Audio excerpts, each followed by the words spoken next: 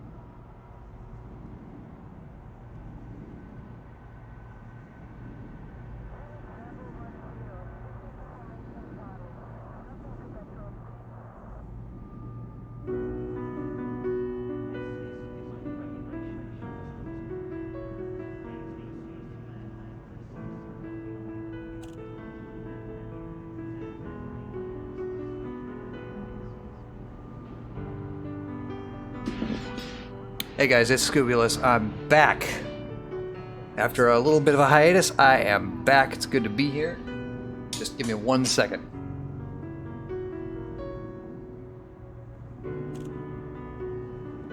I just got done telling everybody else to make themselves comfortable, and I neglected to do the same. Gotta have something to wet the whistle so I can talk to you fine people. Welcome to the stream. Welcome aboard. I am Scobulus. I will be your pilot in charge this evening, and this is Elite Dangerous. If you're watching anonymously, I'm glad you're here.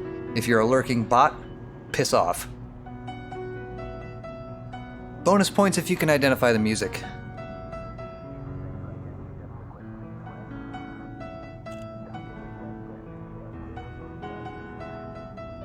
So this is the, I believe it's the piano guys.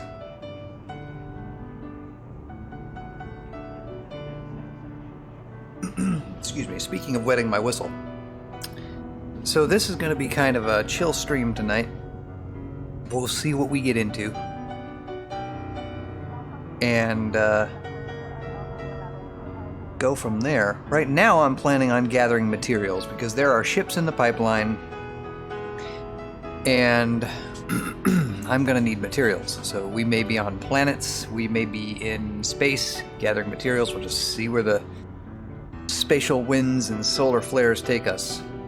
So right now I got a little bit of housekeeping I've got to do.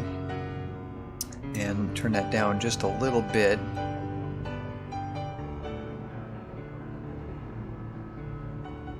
Apologies, that was Scott. This is Scott D. Davis. This is not the Piano Guys. Piano Guys came right before that.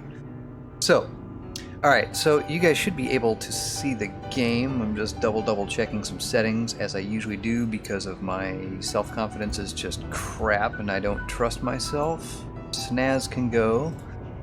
And let's see. I'm not seeing my name in Discord, so I assume my overlay isn't working properly. No, it is not. What is this? Alt-Shift F12. Yep, no, that's not going to do anything. So Discord doesn't want to behave today, so I have no in-game overlay. That's great. Just like usual. Typical. Keep telling Murphy to go away. He still shows up uninvited. Okay, so we've got some housekeeping we need to do. I'm just checking on a few monitoring items. Looking basically good, I guess. Stream's rolling. And hopefully this doesn't completely look like hell. I'm going to see if I can possibly get this to a spot where I can monitor this. I'm going to watch this in full screen on my end for a while. So there have been some changes, been some upgrades, and we'll talk about this once we get this going. So right now we are in Procyon sitting at Davy Dock, and Legion is with us. Crewman Legion. He was with us. Why is he not responding? Oh. Enable voice control? Initiating. Why that didn't Voice control come on automatically? I don't know. That's really weird. Crewman Legion. Yes, sir. Say hello to the stream. I am a warrior and an expert tactician. I am feared by all. Feared, just like Gordon Ramsay is. Even more than that. You know, I don't think I'll introduce him anymore. He is, that's his only intro. He could have done better than that. This is Michael Dorn. He plays a Klingon. To play a Klingon, you have to have Shakespeare under your belt. You must. That's a requirement. It's a prerequisite. Don't believe me? Ask a Klingon. Alright, so I'm going to be watching the preview stream in full screen here, so just to evaluate the quality settings. There have been some upgrades in place. We'll talk about that once we get this going. We're currently in Procyon, sitting at Davy Dock. And where we need to go, I've actually got to go back to DC. I was working with a friend the other night and during the past week with some of his... there it is.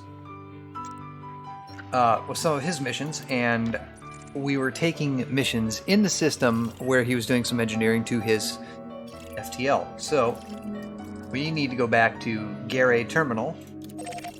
And I think this is like 83 light years. 3, 4, 5, 6, 7, 8 jumps. 8 jumps. 122 light years. Okay, so we're a bit of a ways away. That's not too bad. And there doesn't seem to be too much of a delay on stream, so we're gonna try this today. Gonna roll this on the new rig. So let's get the show on the road, and we'll talk about what's going on next. Clear all moorings and prepare for departure. Initiating. Oh yeah, and my microphone wants to act up. Power diverted to shields. Welcome to this Powering stop. engines. We invite you to But it's not the microphone's fault. experience Stand services by we for offer, launch. and we hope you enjoy your stay at our facility. Clear the pad. Landing coupling disengaged. Departure authorized. And put me on the ceiling. Great. And a little gas, and away we go. So, the last time I streamed for you fine people, I was rocking a 7-year-old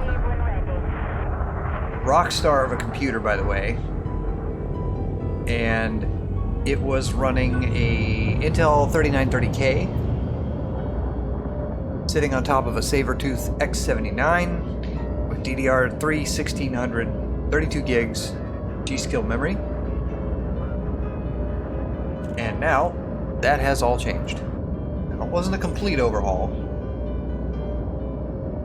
but that looks okay, I guess. It wasn't a complete overhaul, but it was enough to make a significant impact. So right now, I'm looking at the motion blur. All clear. Flight control out. So right now we are on an AMD Ryzen 9 3900X. That's the processor everybody seeks after, and yes, every time I try to buy it, it's out of stock. So I paid a little more for it than I should have. No, by a little I don't mean $800. I'm not stupid. Because that's what they're going for the price gouging vendors that want to charge more for them than they're worth. For information. I don't have my fire group set correctly. But it was a little over retail. It wasn't too bad. It's sitting on top of a Gigabyte X570 RS Master motherboard that hosts PCI Express Gen 4. Brand new chipset, brand new platform. And 32 gigs of G-Skill Trident Z Neo 3600 megahertz CL16 memory, and when I say CL16, I mean CL16 16 16, not 16 19 19. I went with the fastest stuff I could get without being completely nuts on price, and put a really reasonable rig together. And this thing's rocking in its current state, and it's taken some tuning. But it's rocking 7300s on Cinebench, not to brag or anything.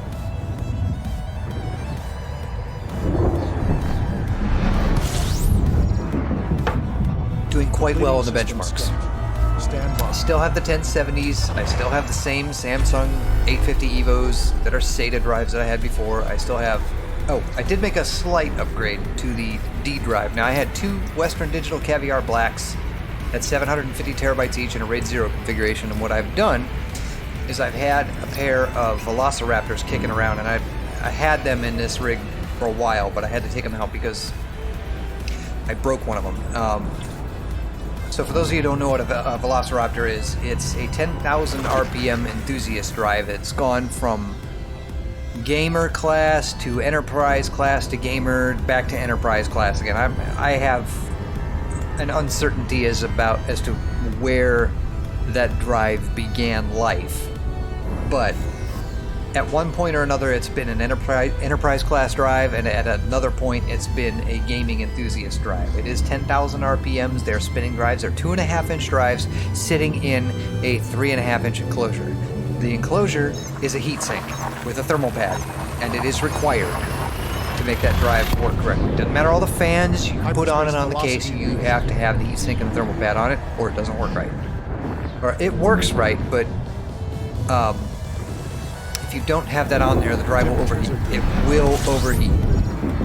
So I, in my infinite clumsiness, was working with it earlier on, and I managed to break off the backing behind the gold fingers on the power connector. So for a couple of years, it was being held together by a lot of love and hope. And that drive, it needed it was under warranty, but I couldn't get it warranted because it's not protected against physical damage. If you break it, Western Digital's not going to cover it. So the case that it was in was really an awkward mounting situation. Kind of a clever mount, but really just kind of an awkward mounting situation. It just wasn't real good. It was hard to describe, but hard drives were up against the side panels, and the cables had to be flat, so there was pressure where there shouldn't have been pressure, and finally just the connector let go, and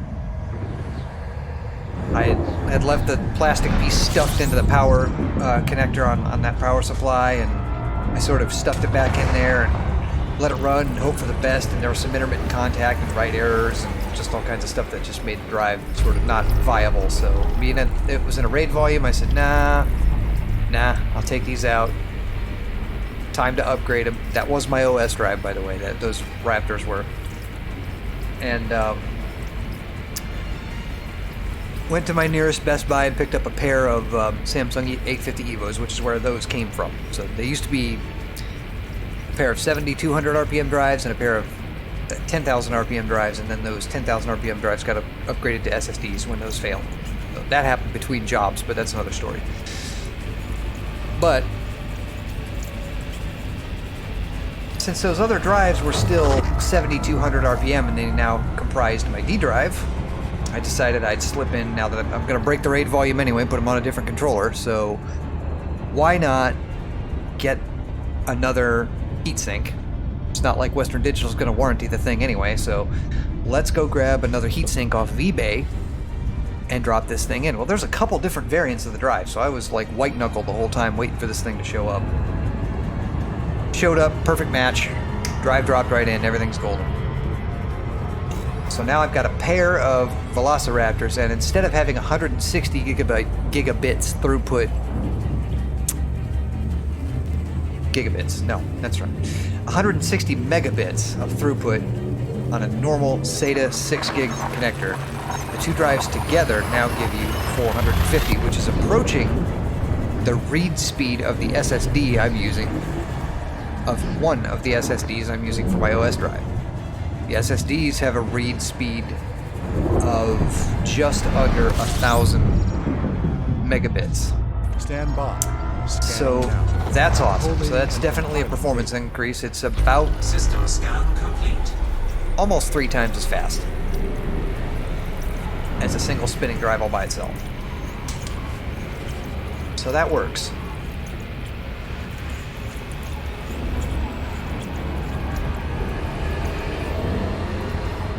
I'm digging that. So that's the other thing that we did. I do have an H150i Pro on there by Corsair. It's a 360mm radiator.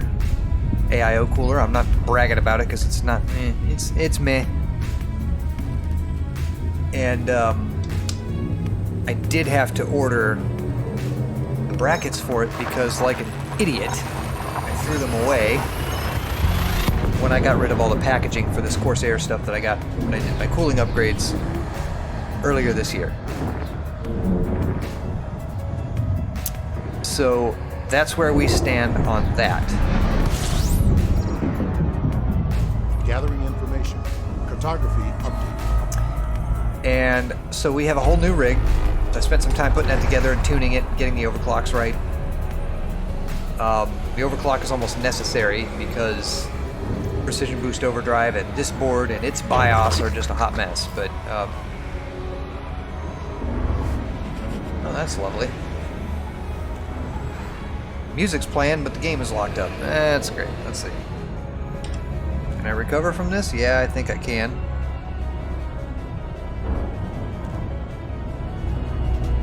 Stand by. The game seems to have frozen up on me. Let me throw up a intermission screen here.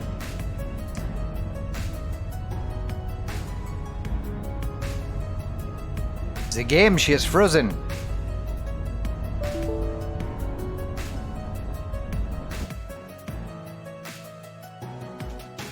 Well, I know it's not the CPU crash and an overclock, speaking of overclocks, because utilization is not that high.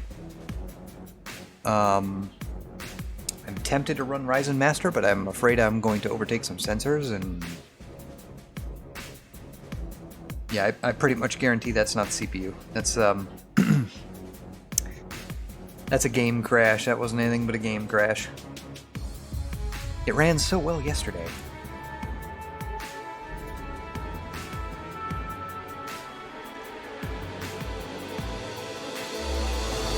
And it was only the game, and everything else is running just fine, evidently.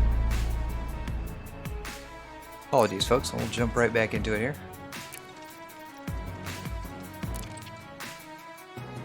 Right.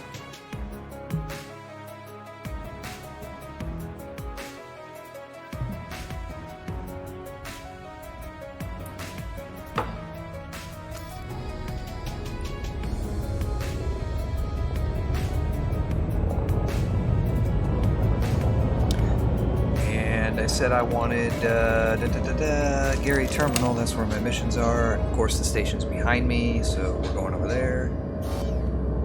Engage Super Cruise. Super Cruise drive charging.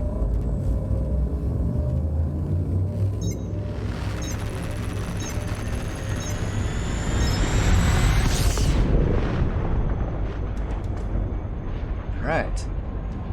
My other applications look stable. Good to go.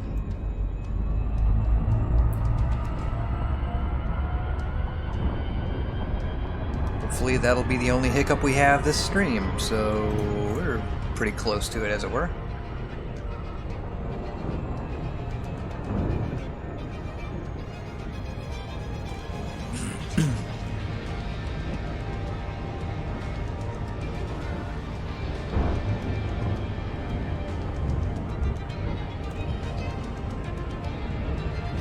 Little Beethoven with a Trans-Siberian quality to it.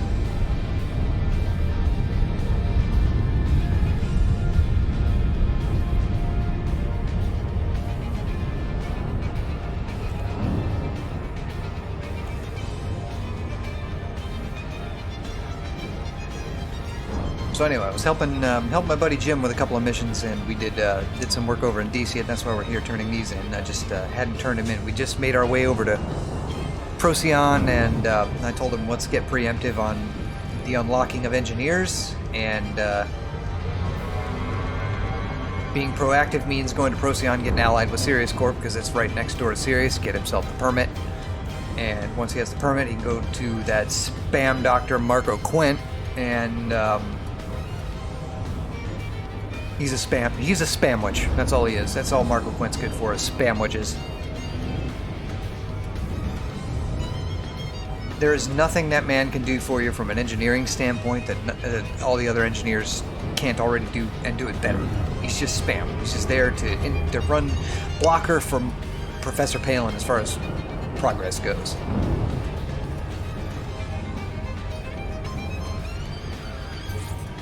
Disengage. Disengaging Super Cruise. There is Gary Terminal. Let us make our way inside. Power to engines and systems.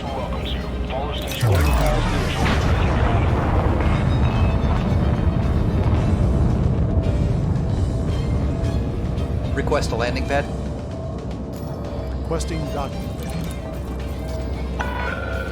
Landing permission granted. Assigned to landing pad 10.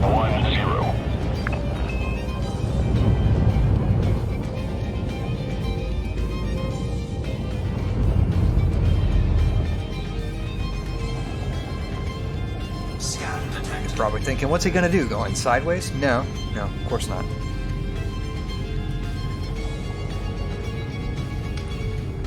Don't worry, I got this. I've been flying like crap the last couple days. I've got this. Gear down. From touchdown. Deploying landing module.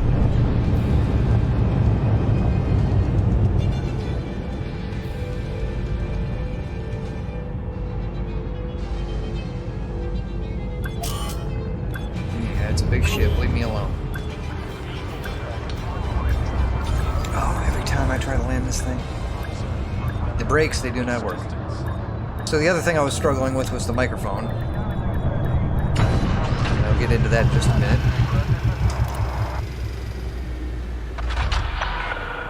Landing complete. Ship secured. The good news is my chat window isn't turning fuzzy like it's been doing previously, so that's working just fine.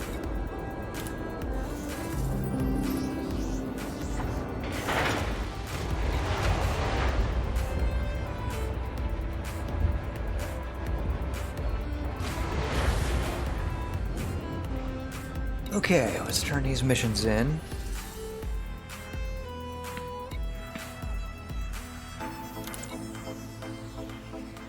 So we completed a massacre mission, and we have a crap payout with some reputation, which I don't care about because I don't do missions in DC yet. Incoming mission critical message. And is that the only one I had to turn in? Really? Evidently it was. Okay. I thought I had 2 of them, but that's fine. Nothing there, no black markets, no none of this. Okay, so now that I've done my checks, there's a secondary contract available, which we're not going to do because I said we're going to have a chill stream. Whoops. Chill stream and pick up mats.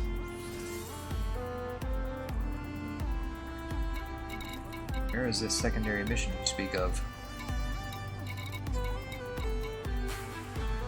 I do not see it. Right, so I want to work near Procyon because I want to help my friend out here, who's not with us right now, but let's go back over yonder, possibly.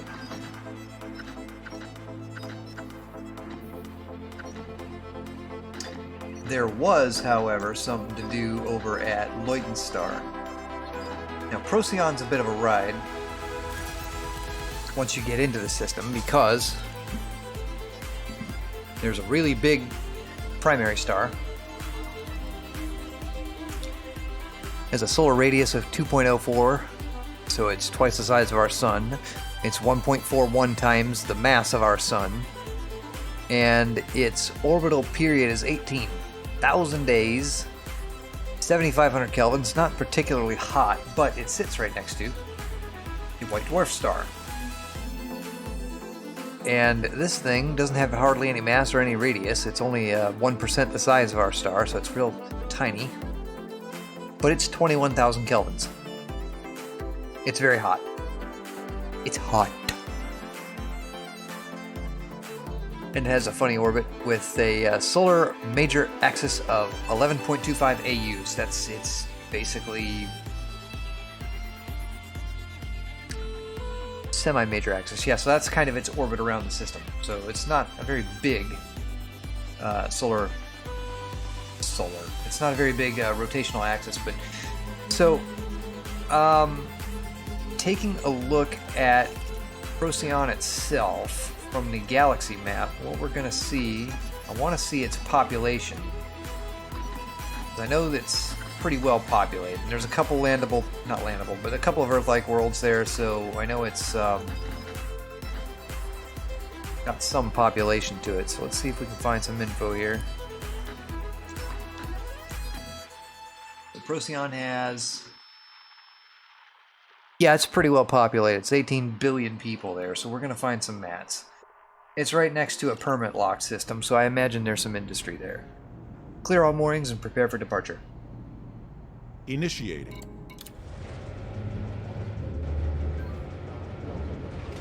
Modem configuration.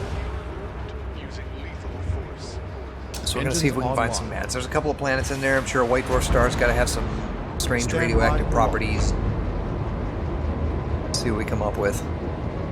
So I'm just screwing around today. We're just going to see what the stream looks like. It's not really a test, it's a legit stream, but the one day I put on a stream and it ain't a test, Scooter ain't here. Gear up. Retracting landing gear.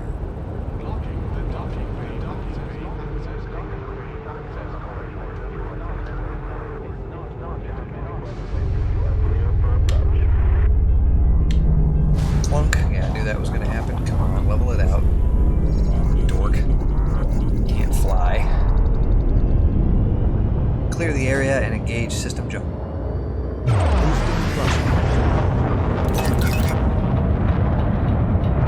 These guys are going to be right in my way, just like usual. Because the cops have a death wish.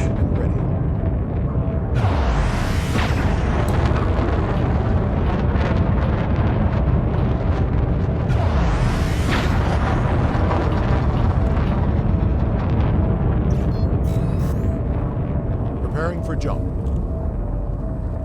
Right, what did I say I was going to get into?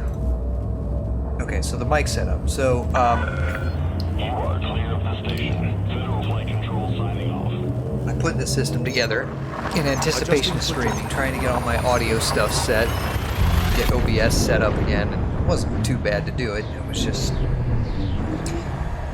involved a little tinkering. So set up the mic. Mic's on an articulating scissor mount kind of to the left of me. I have a corner unit desk that all this nonsense sits on. Completing system scan. And the mic's on a scissor mount to the left of my primary monitor. It kind of dangles in between my primary and secondary monitors. And engage system jump. Jumping. Behind that monitor, I've got a USB 3.0 hub, and it's got a 10-foot cable attached to it that I had to go out and buy extra. The hub itself is almost $40. And this was all in an attempt to get the computer out from under my desk.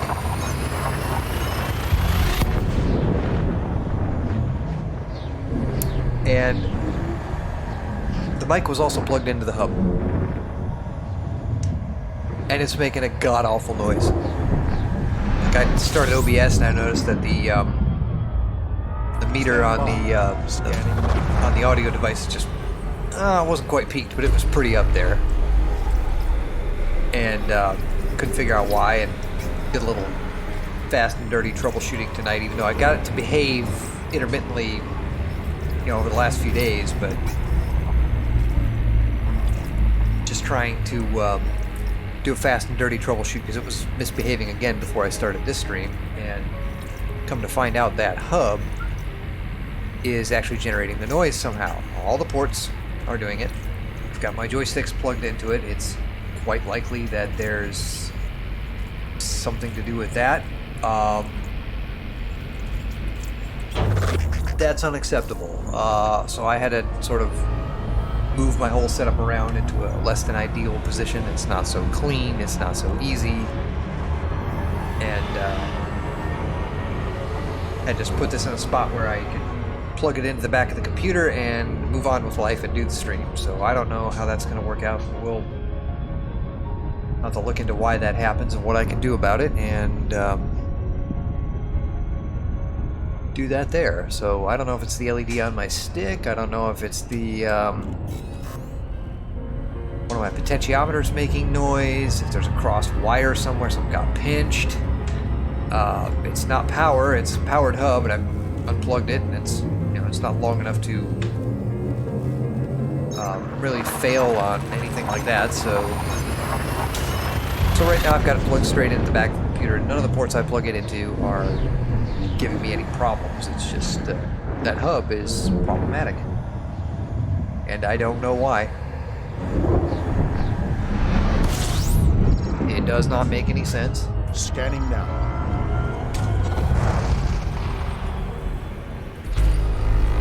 But then again, they were only kind enough to give me like a 3-foot cable with it anyway, so it wasn't long enough to be useful. If I buy a hub, it's not because I want to plug in more stuff, it's because I want to plug the stuff I have into another port.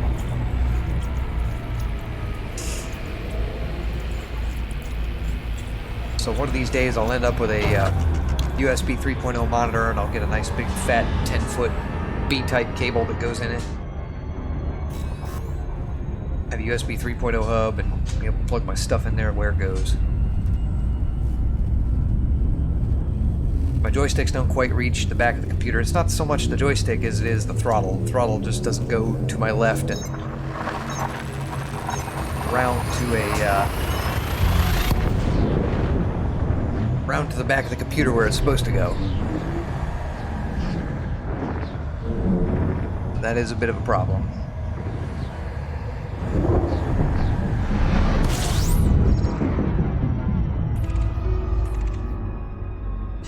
What happened there? What is your deal? Browser, come back, browser. There you are. Okay, cool. Hey, Scoop. Hey, there he is. What's up, Scooter? Just getting locked in. Right on. I was wondering if you were going to get the alert and join me today. Yep. Been talking to myself for the past half an hour. It happened. Welcome aboard. Good to see you.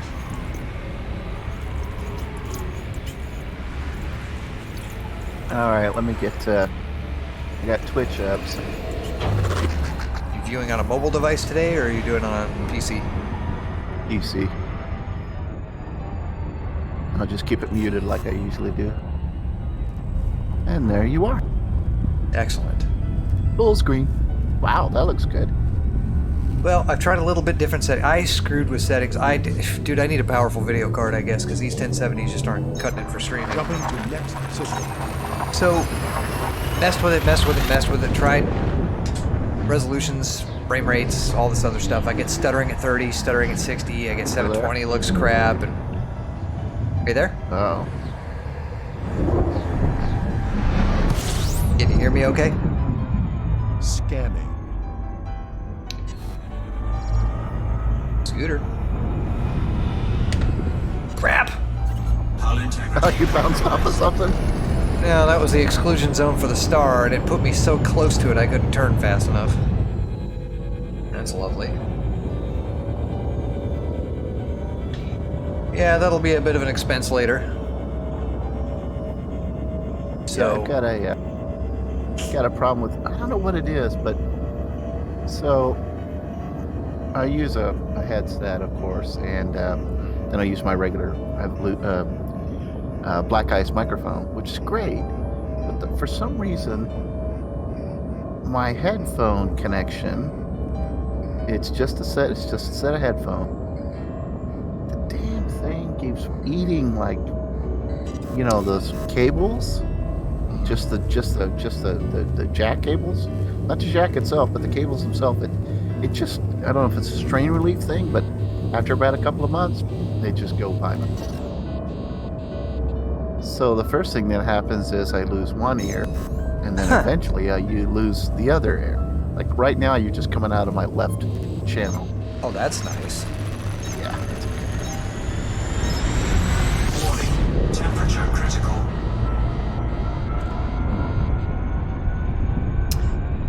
Okay, well, let's. That doesn't happen too often. It's kind of embarrassing when it does.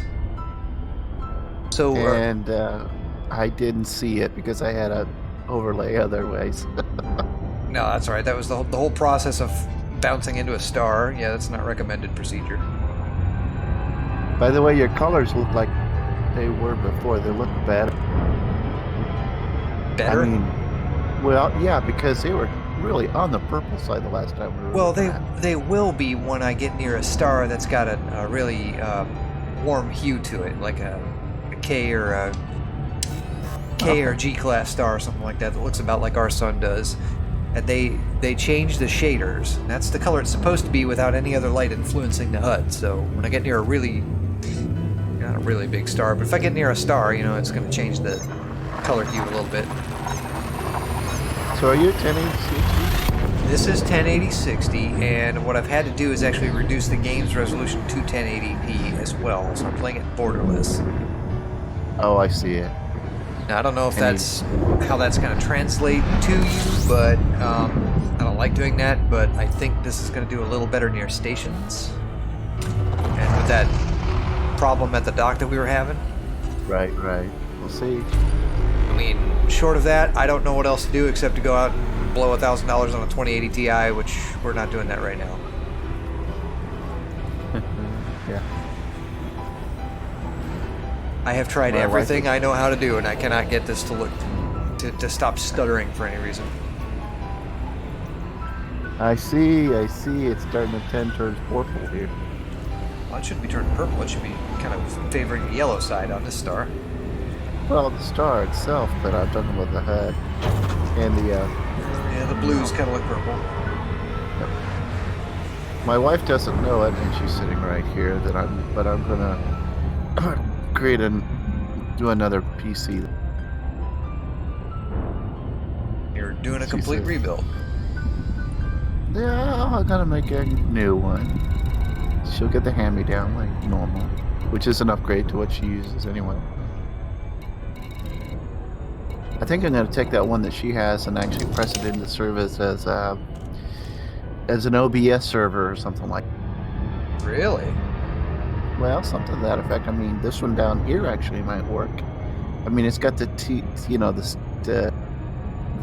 GeForce TI 760.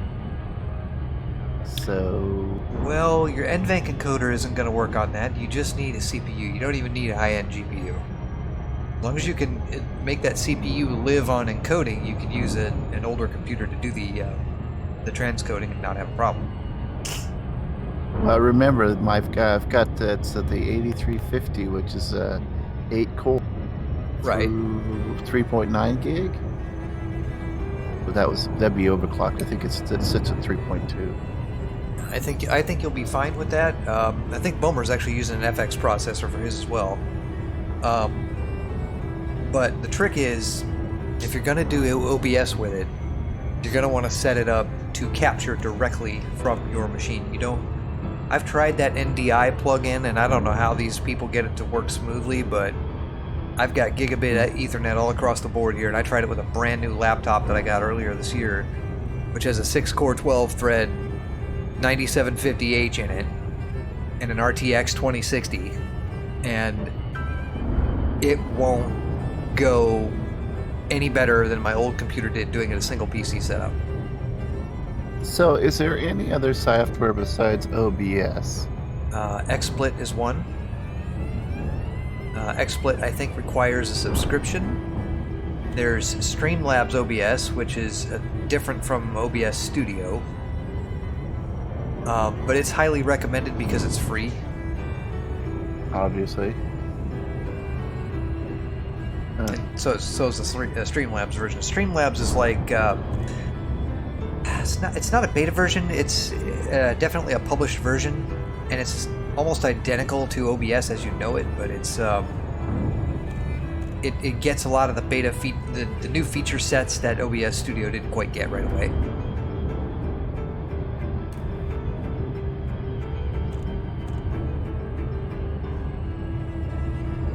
Activate FSS. Of course, Commander.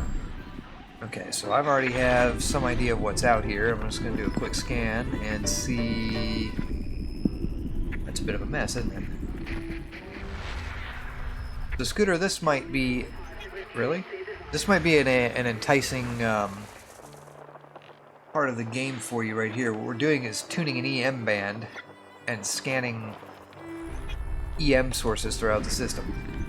Oh, okay. It's kind of like, okay, that's cool. So those are like, are those like, just basically quests and stuff like that? No, it doesn't work quite like that. These are just signal Right, sources that are, they're like if you see down in the lower right-hand corner, it says concentrated signal sources. The other ones are going to be like transient signal sources, which we're going to look at right now because I've scanned all the concentrated ones. Get encoded emissions, degraded emissions, high-grade emissions, and this usually has to do with materials, loot. Yes, you can Distress call for Procyon Incorporated detected. You can get a scenario that pops out of these. Some of these show up as like convoy dispersal patterns, and in those convoy dispersal patterns you have the option to, the convoy might ask for assistance, so you might have to defend the convoy. Oh, I see what you're saying. You might see a distress call like we just ran into just a second ago. They might need fuel, it might be an ambush. So there's stuff that can come of it, but it's very small in comparison to the big picture of what you can do with the game. It's something to do, but mostly it's just space junk floating around and it's materials you can pick up for crafting. And since it's been a while for me, we just want to jump on today and sound like QE2 now. Yeah. Combat Aftermath, that's one I want. I want to go look at that. So Combat Aftermath might have some... It's got some materials that are harder to find, yes. I see. So anyway, I just wanted to see, get my hands back around the streaming thing and make sure we don't have any problems in general. Not so much a test as it is just a kind of a milk run. Yeah. Well, you're bouncing around pretty good as far as these processes here. I know there's not a whole lot of polygon. No, it's pretty much space, so deactivate FSS. As you wish. In case you're wondering, I am running voice attack in the background. That's why I'm issuing some of these commands. Right. That's an add-on, right? Yes, it is. It's $10 for voice attack, and then maybe $20 a piece for the. It's a threat one. They're probably not going to give me anything for that. The voice packs are like $20 a piece, but they add a lot of immersion to the game. Yep. I think I've heard that too. You could get certain voice packs with, like, Worf. That's who's here now. Yeah, I don't hear him obviously because I got the sound turned down. The delay just kills me. Sorry. Oh no, don't apologize. You've heard my complaints back in the day of the very same thing. People have a turn off your echo.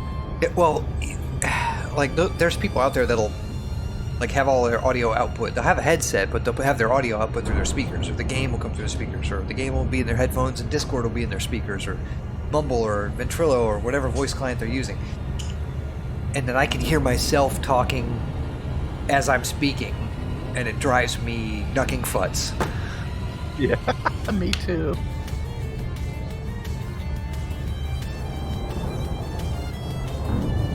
I don't know. I'm using this thing called Voice Meter Banana, which is it's basically just a software mixer. Right. And you can assign different apps, different channels to go out and things of that. And for some reason, my system keeps flipping my, what I call my comms channel versus my output channel. You know what? Right. It's like, good Lord, it's Windows. Doesn't want to seem to remember it. That's Microsoft. They think they know best. Well, it was after an update that it started doing that, of course, and you really have no choice because it'll do it for you. Well, there was a feature in Voice Attack where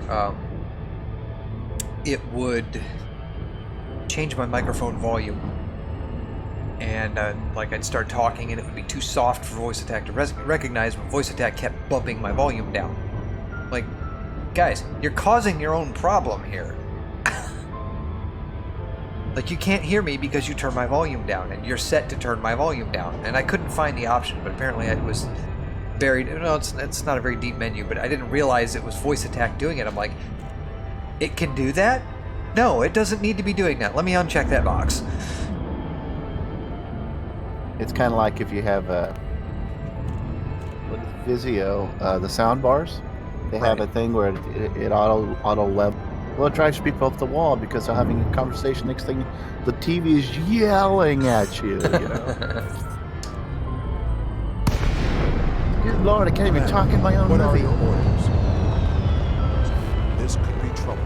It's kind of funny because I talked this a couple of older folks into buying a sound bar because they just needed to. It's going to be something very simple. It's easy to program the remote. Blah blah blah. And he calls me up about 3 days later. This thing keeps getting louder and louder. I said, are you talking louder and louder?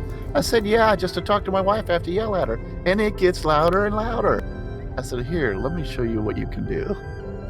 2 days later, I get a gift card for $40 from my favorite restaurant. So you showed him how to reprogram it. Just push this button here.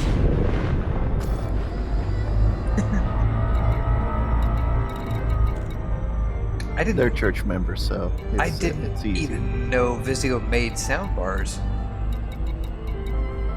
Yeah. They're actually pretty good. I mean, they're a little on the cheap side. They're probably actually a Motorola component. No, that doesn't Just necessarily make it cheap. Vizio's a Walmart brand. I don't think you can even buy Vizio stuff by themselves outside of Walmart, can you? I don't know. Can you buy? Well, you could be right. I see Vizio TVs over at Sam's Clubs. Well, Sam's Club's owned by Walmart. Right, I know that. That's a possibility. I don't think I don't know. I'm pretty sure they're an exclusive brand.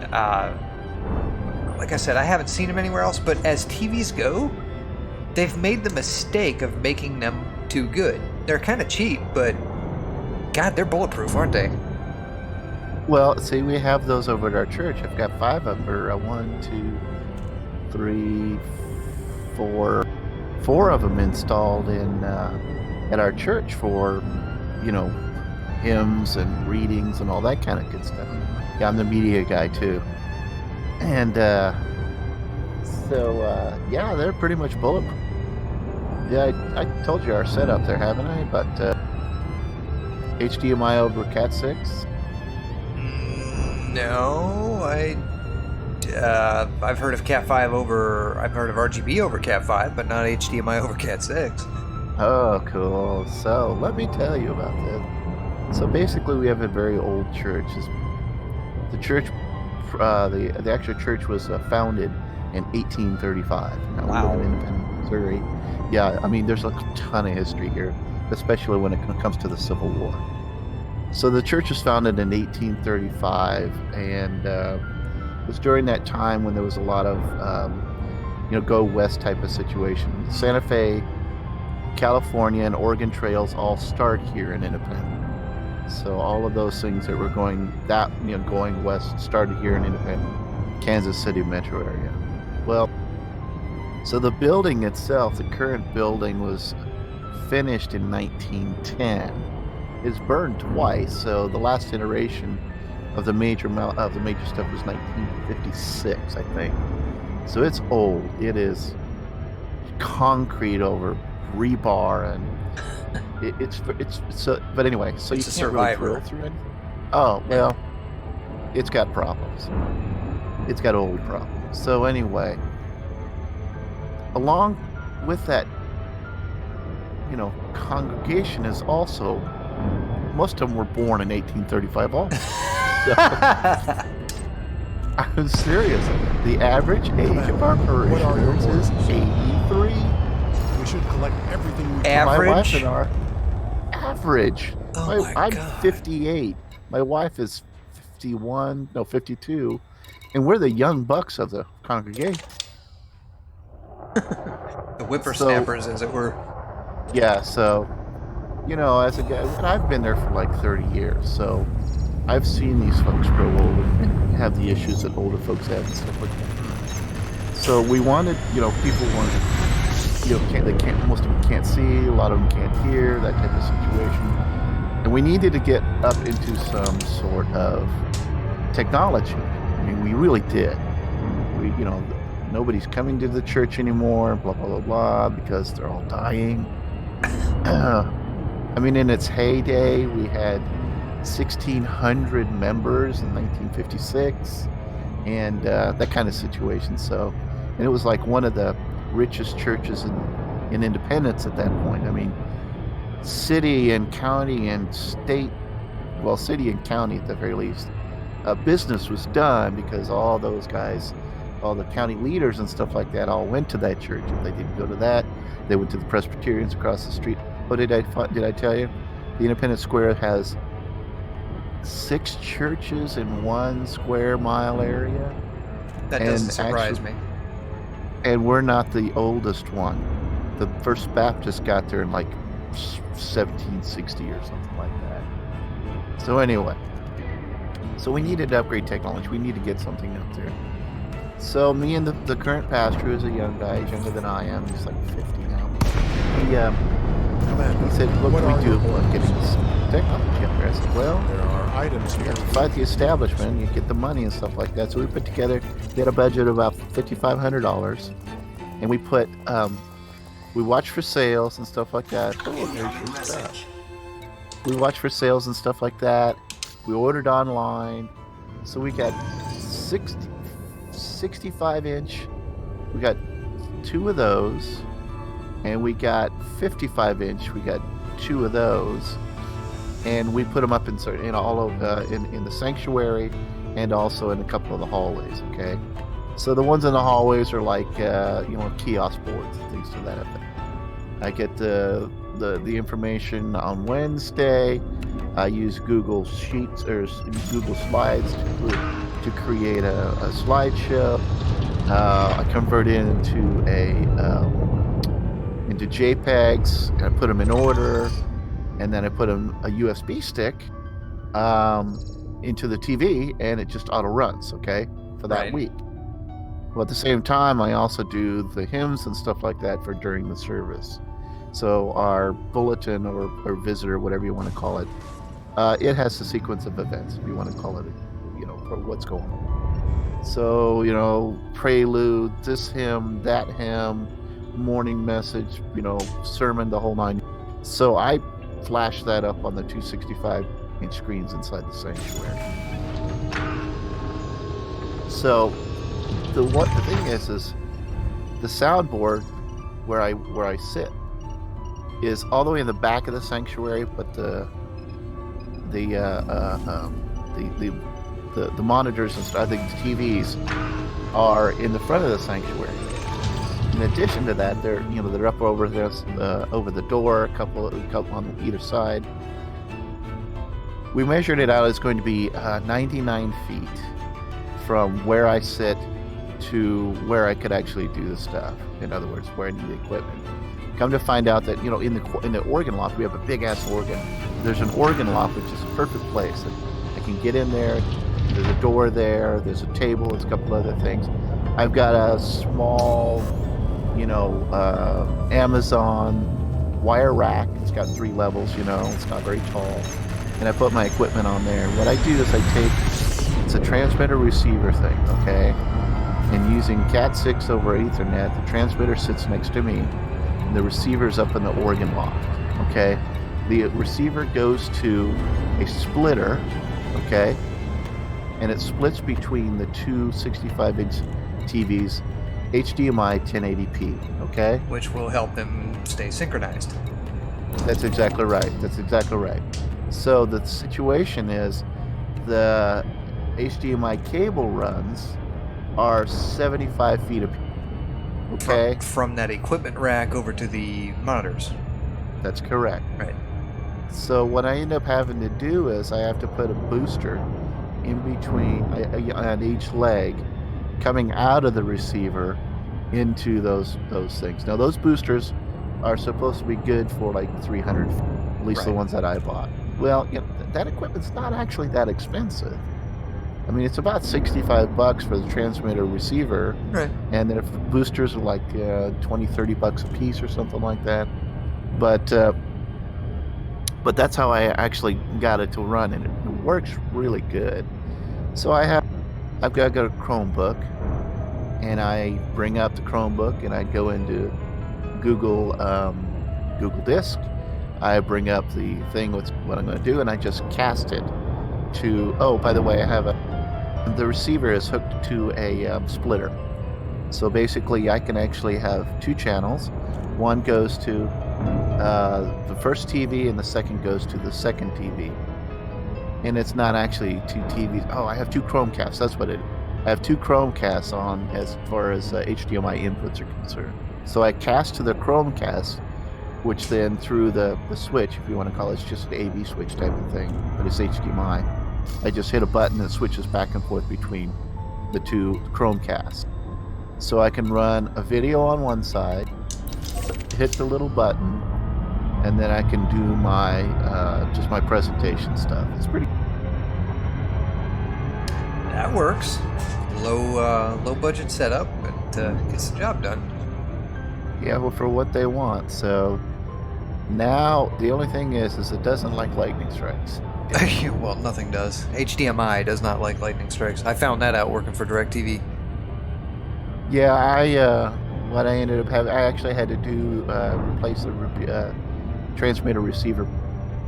Had a big storm, and all of a sudden it kept coming up no HDMI signal. Found out it was the receiver that was gobbed up. But I got a better one. I mean, I could do 4K because those monitors will do 4K, but there's no reason to do 4K.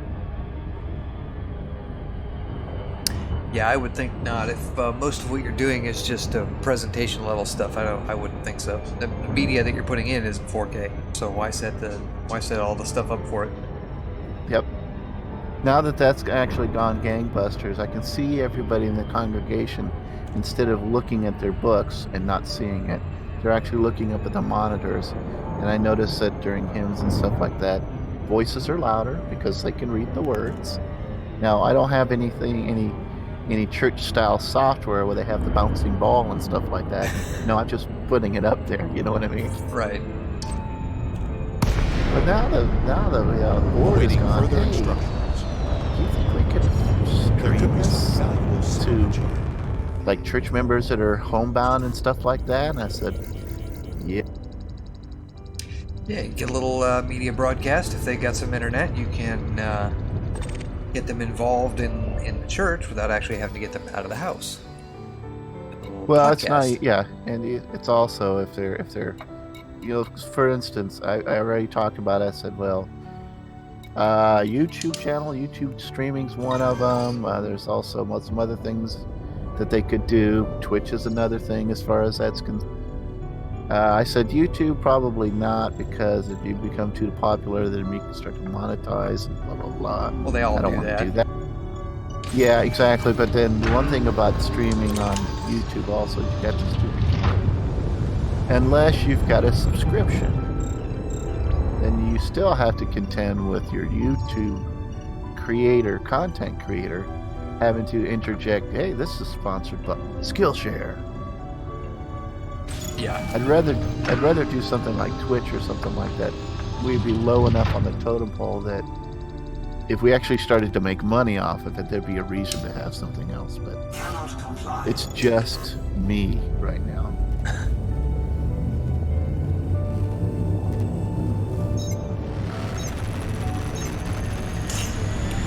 Well, you could also do private links, members only. Do a Patreon thing. If they're willing to throw in, I don't know, a couple bucks a month, $2 fee or something like that, help the church out. They can get the content via that channel. That would help. Well, that would help make the money for it. That's true. That's true. But you have to be pretty popular to make money off of that. So Well, I mean, it just would depends. cover your basic costs over time. It'll help pay. So I don't know how many members you have that are like that, but if your average age is 83, and I'm assuming some are older than that, those aren't people who should be driving, especially about this time of year. It's getting cold. It's getting rainy and snowy. Well, that's the thing, though. These people are 83, so grandma and grandpa these days are in their 50s and 60s. They all have Facebook, right? So they have a pad, or they have a phone, or have whatever. Yeah, Great that's an idea. You grandmother could and do grandpa Facebook. can't even read that. So Facebook wouldn't be a bad idea. You can make your make a church group, and members of the Well, group we are already- members of the church, and you can broadcast to them. yeah, and that's what I was wondering too. So like Facebook Live, that type of situation. Yeah, and We you can do it already with have a OBS. presence. Yeah, we always have. We already have a presence on Facebook. We also have a web presence as far as that's concerned, but the content's never updated, just because it's basically a staff of one and me. So there's no, unless somebody sends me content, I can't update the content. Does that make? Hell, even doing those things every week, it's like it takes 3 hours for just to get the other stuff going, which I don't mind doing. It's a Saturday afternoon, evening time when I'm home, so trying to bring them into the 20th century, not the 21st, the 20th. Right.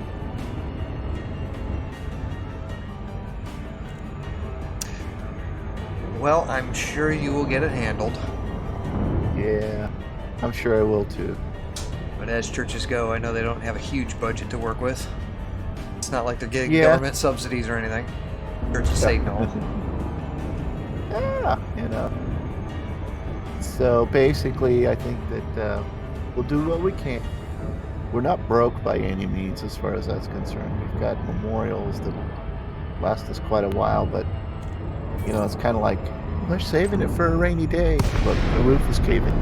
It's raining. it will be a rainy day if you don't fix this. We should collect everything we can. Chemical manipulators, yes, I need those. You added chemical manipulators to the ignore list? No, I need those. Oh, okay. You can see the lower left-hand corner of the screen, I have 65 of 150 in there, actually used more often than I care to admit in crafting.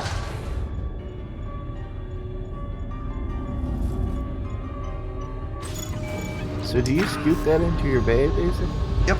That's the reticle that you see on the left is your target information, and with your cargo scoop open and an item selected, you get, if it's scoopable, you get basically a diagram of the item and where it sits and relative to your cargo scoop, and you just line it up and target it and put it in the center of the reticle and scoop it up. Cool. Every time I try to do that with a different camera view, I always screw it up and end up sending it flying or destroying something. Or Oh, so if you do run into it, you can break it. yeah, materials not so much, but cargo canisters, yeah, they'll blow up on you. Let's see, what else? Frameshift drive operating beyond safety limits. Degraded emissions 0, degraded emissions 3. It's 3, 4,400. what does that mean? That means the threat level is... could be gang? Yeah, it could be. It's probably a scenario or something. Ah. And then my computer is telling me my frameshift drive is operating beyond safety limits because I'm in a system that has a white dwarf star, which can give you a boost, and that's the message you get. And it's probably going to squeak at me every 10 seconds until I leave the system, which is not what I wanted to hear. It's been an ongoing bug, that one has, but I guess it's not that bad as things go.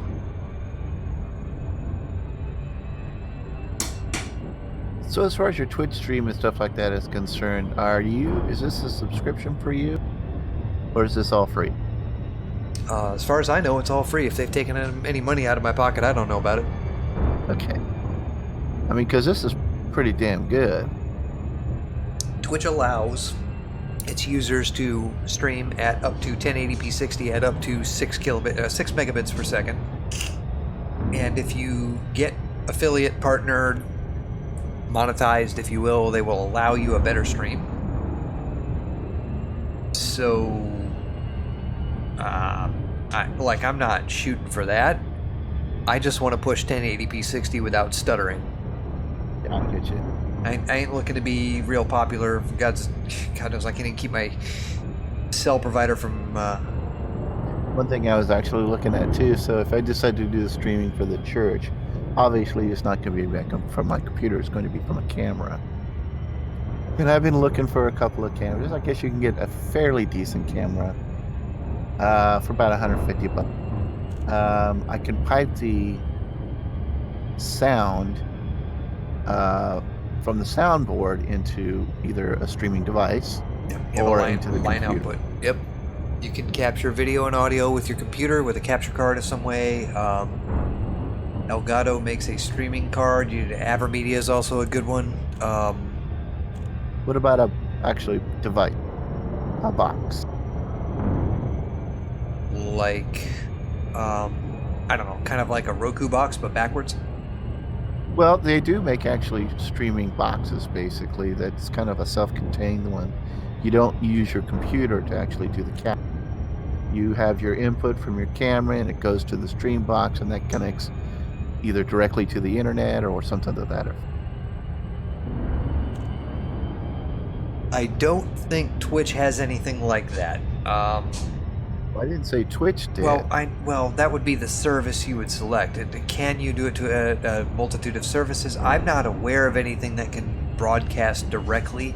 Those devices usually record directly.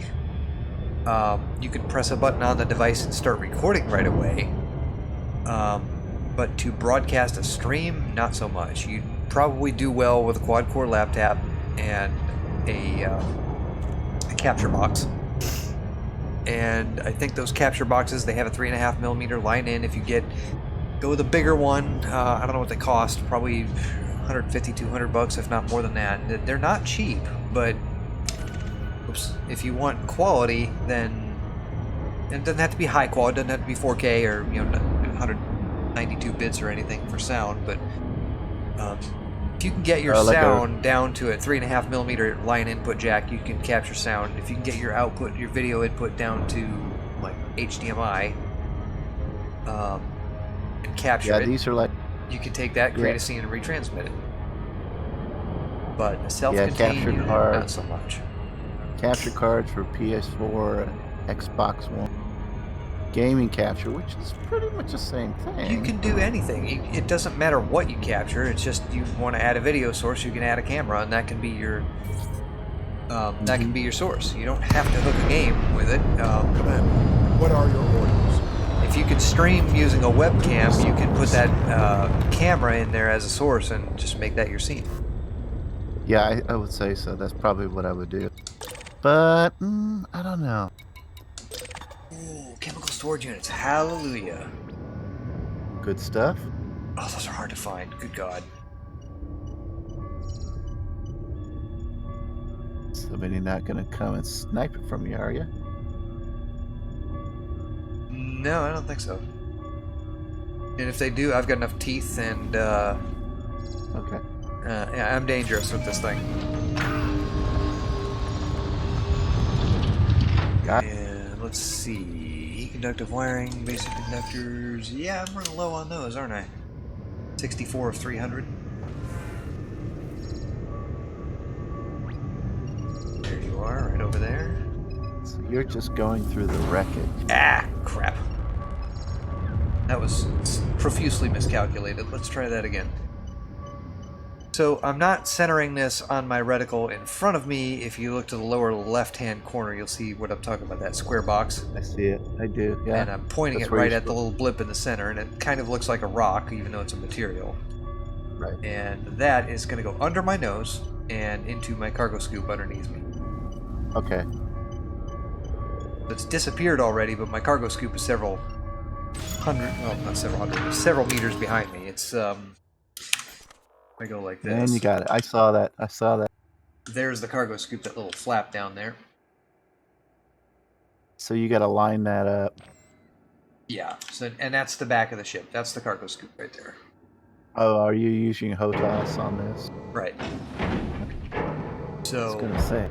there's the front. So it's a big ship. It's a long way back. So Okay. that's how that works. Cool.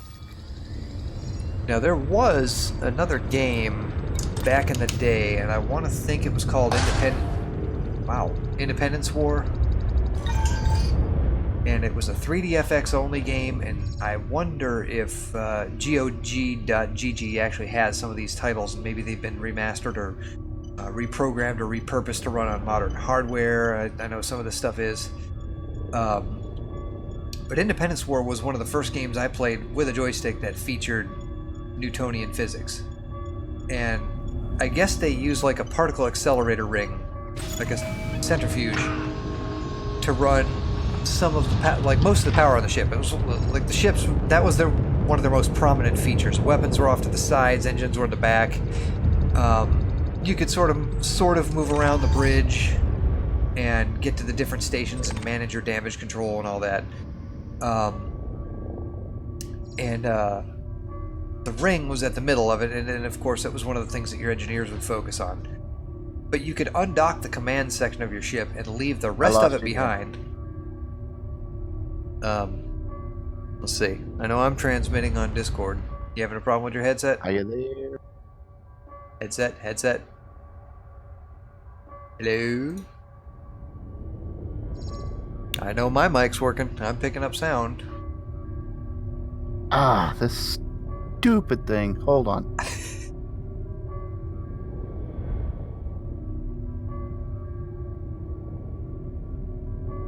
I'm still 700 meters away.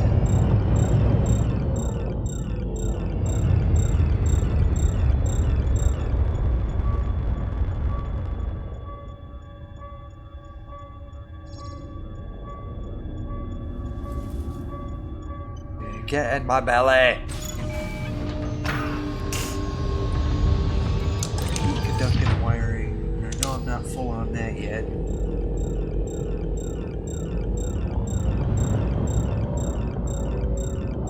Still a kilometer away from that. enable night vision. Enable night vision. Certainly. There you go. Now I can see what I'm doing out here. Disable night vision. Acknowledged.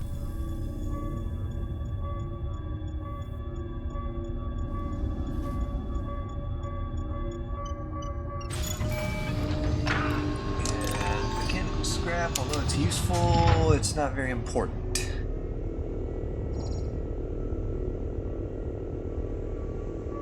I do believe I saw high-grade emissions earlier. That one didn't have any brackets around it. Check, check. Are you there? Can you hear me now? How about now? Still not working. No? Nothing? Still not. Can you All right, I'll be back see in a sec. my voice lighting up? Right, so I guess I'm gonna have to go back into Pandora here in just a second. It's got that "Are you still listening" crap going on I hate so much. There you go. Right, let's continue with the music. Raise the cargo scoop. Ooh! Scoop retracts. It's all dark and I didn't see it. Engage Super Cruise. Charging Super Cruise drive. Alright, so we've picked up some stuff in space. Let's go see what's on the planets out here and see what I've got in my inventory and go from there. Strange Wake Solutions is what I got from one of those, what was that, private data beacon that I scanned. Modified consumer firmware, also very useful. System map. Displaying map.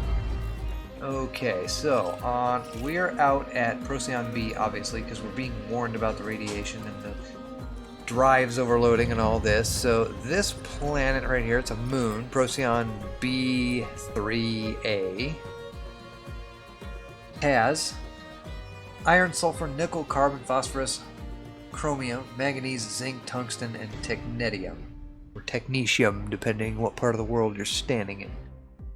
How many technetium do I have? You have 47 units of technetium on board. How many tungsten do I have? You have 137 units of tungsten on board. Right, I think let's go down here. And technetium I can, technetium, it's the only way it recognizes that I say it. So let's go down here and go get some of that. That is 4,400 light seconds away to the moon. To the moon and back. Bang zoom to the moon, Alice.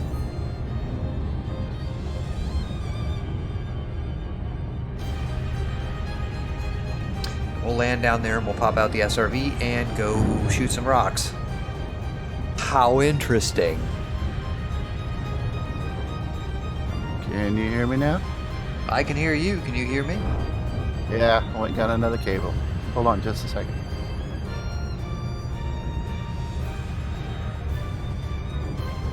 Zane Kyber, welcome to the channel. Welcome aboard.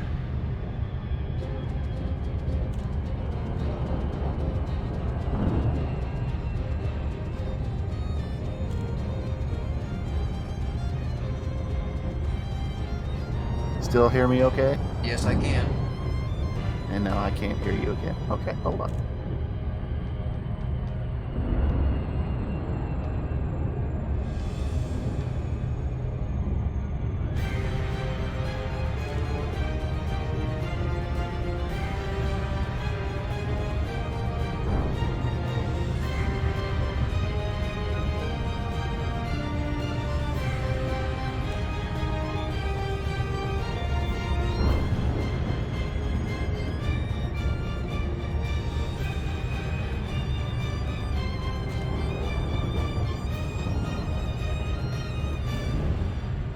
Right.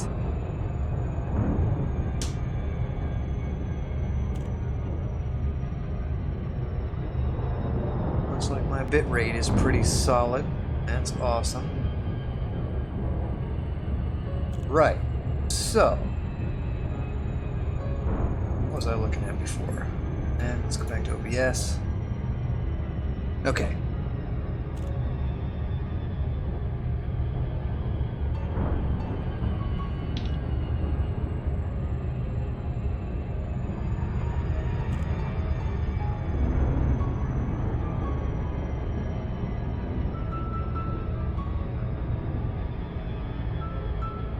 Evidently, the stuff in this system has a very fast orbital rate, and I have a feeling this is going to be a potato moon that's going to run away from me. I'm back! Glad you're able to solve it. Yeah, I've got a big junk box with, stuff in it. Oh, I have one of the same. I don't know what it is, but it's got to be a strain relief thing. Because after a period of time, it just, I have to wiggle the cable and stuff like that. It's just like, what the hell? About time for a new headset at that point. Say what? About time for a new headset at that point. No, it's not the headset. It's the cable between the headset. Is it attached to the headset? Well, it's a 3.5-inch jack on both sides. Oh, it's detachable from both sides. Okay. Yeah, exactly. I could do, actually, I'm going to go ahead and try that. Hold on, I'm going to mess around with this again. Prepare for orbit. Reducing thrust. I don't think I've scanned this. I have knowledge of it, so I don't need to scan it. It's all blue. Orbital rendezvous procedures initiated. Mallory, well, I think you wanted to do that. That's what you were after.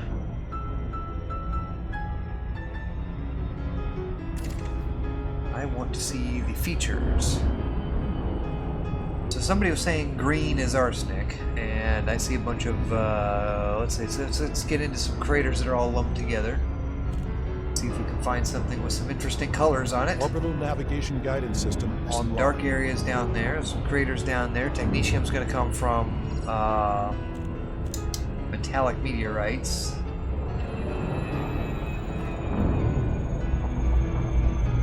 And let's head over to... Those green ones look really interesting, they really do. I don't imagine it's got to be a crater, but...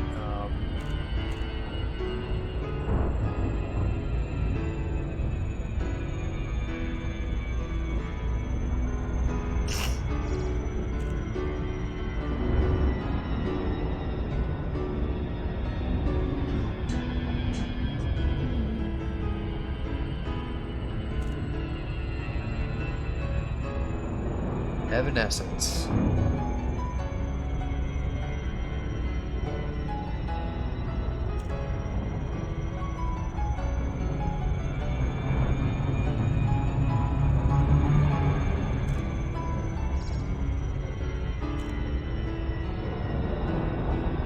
Let's see what's down in this hole over here. I think this green stuff on the side could be interesting. I'm usually dead wrong about this, but we'll see. Intelligent thrusters engaged.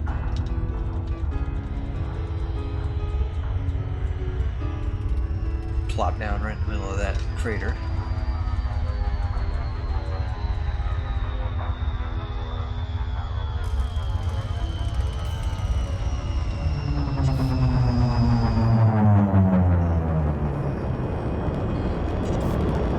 Well, I don't know about right in the middle, but we'll get down in that crater. We'll explore that. Hey, that looks pretty good down here.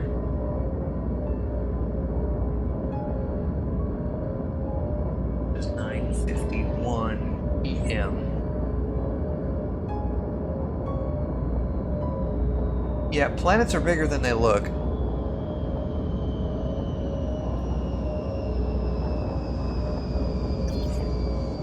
Less than 2K, so we'll ease up on the thrusters. Deploy the SRV when we land. Acknowledged, Commander. Prepping SRV. We should be well inside that crater now, and we're about to smack the pavement. Right there, yep, there it is. My bad. That's probably a little bit steep to land on. Let's try forward just a little bit here. Gear down. Landing modules deployed. Finding a flat spot down here is like trying to find a unicorn in a field of rainbows.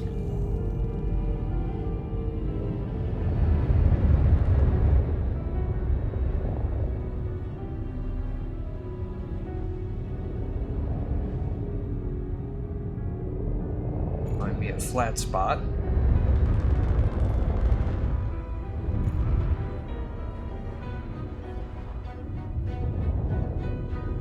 Well, there was one right there. Let's see.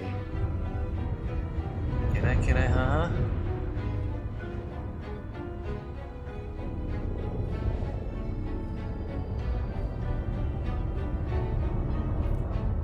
Oh, come on, it can't be that freaking small.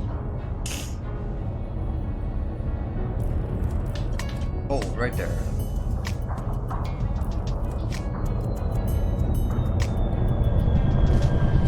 And you're gonna take it away from me at the last one, just like usual.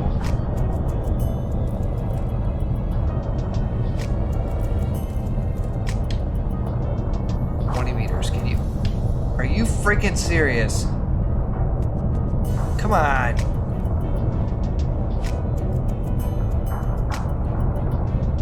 I see you, Scooter.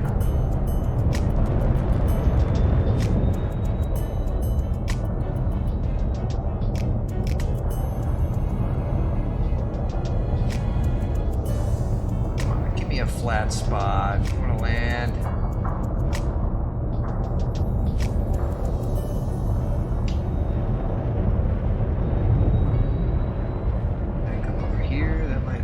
Looks a little better. Let's see. I don't want to land sideways.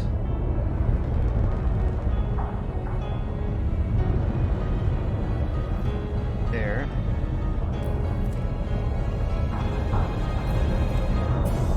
Just give it 20 meters. Come on. Put that sucker home. I don't care if it's crooked. Just. There you go. Okay. Deploying SRV. Good God, what a chore trying to land down here. I should have gone on the side of the crater and driven down into it.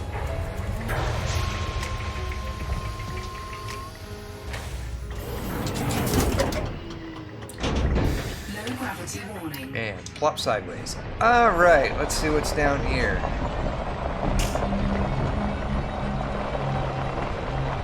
The computer will have better luck landing than I will. Take care of the ship. Ship dismissed. And Astra is down here right where she should be. Excellent. Look good, look good.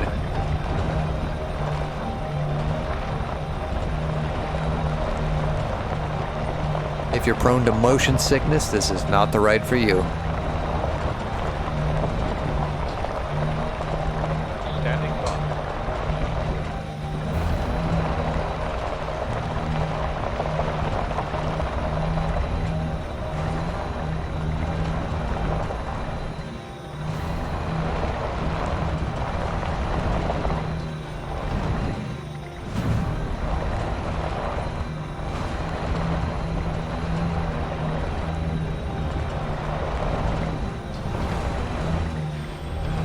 Alright, so now we've got some textures in picture, and now we've got, let's see, got some stuff going on in here. I want to see how this looks in the preview. So far, not bad, actually. A lot of motion.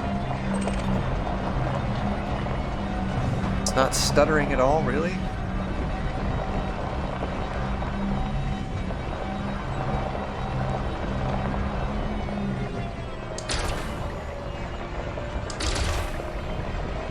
That's still 100 meters away, so that's over here. It's going to be down on the side. All right, well, it's struggling a little bit, but not bad.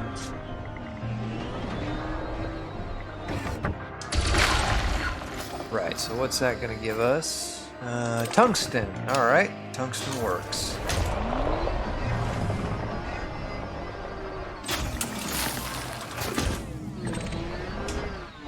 Yeah, I'm still here, Scoob. I just was trying to set a Bluetooth headset and I'm having a problem pairing it up. Are you able to hear me all right? Well, I guess not.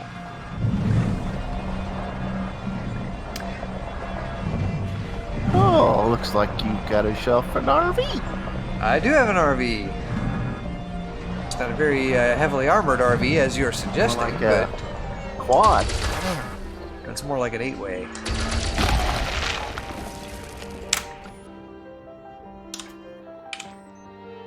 Oh god, I need to Grinding rocks. That's cool.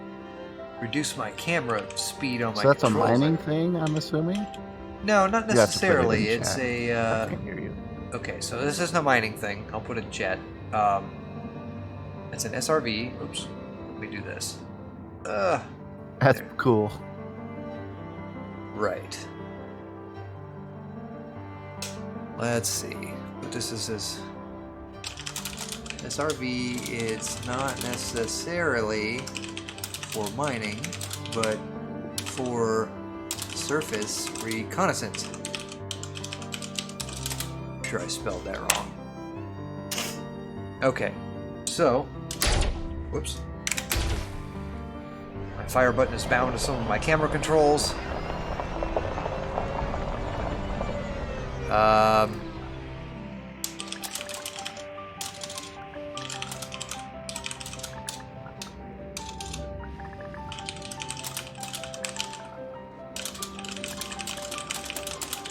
You can also unmute the stream a little bit if you can't hear me in Discord, can't you? I know he's having some cabling problems. I'm not exactly sure the nature of what he's got going on, but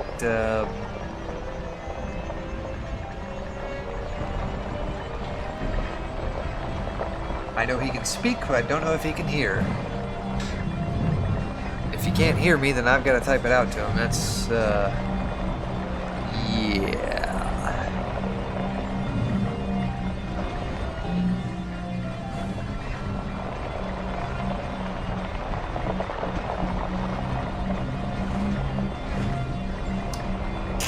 We just picked up a piece of tungsten. I'm looking for technetium or technetium, depending on how you want to say the name of the element. Let's see if we can find some of that down here.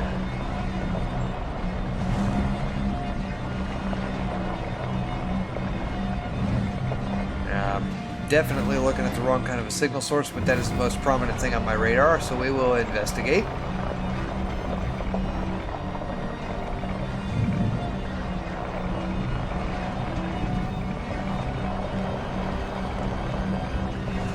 Looks like I got multiple contacts, plus another one behind it, which might actually be one of those down meteors, maybe. Okay, I'm back on again. Alright, are you able to hear me now? Are you able to hear me now? I can hear you. Excellent. So I saw, it looks like you got yourself a quad. That looks pretty cool. Yeah, I saw that. Yeah, And you so showed it to me. to answer your question, it's not necessarily for mining, it's just for surface reconnaissance. It can do battle, you can do... Oh! Superconductors. 2 canisters. Well, it only holds 2 tons. I really don't want to pick them up, because that means I'd have to sell them. That one is... Taphite. Taphite? Yeah, sure. Okay. I'm thinking that's going to be an outcrop, but possibly with some good stuff ahead of it. Oh, you're right down over there. The gray one and the point there. I'm actually looking at the wave scanner that's right in the front of the radar there. There's a different set of signatures. There we go. Bronzite chondrite. Yeah, that'll be some. Oh, I see.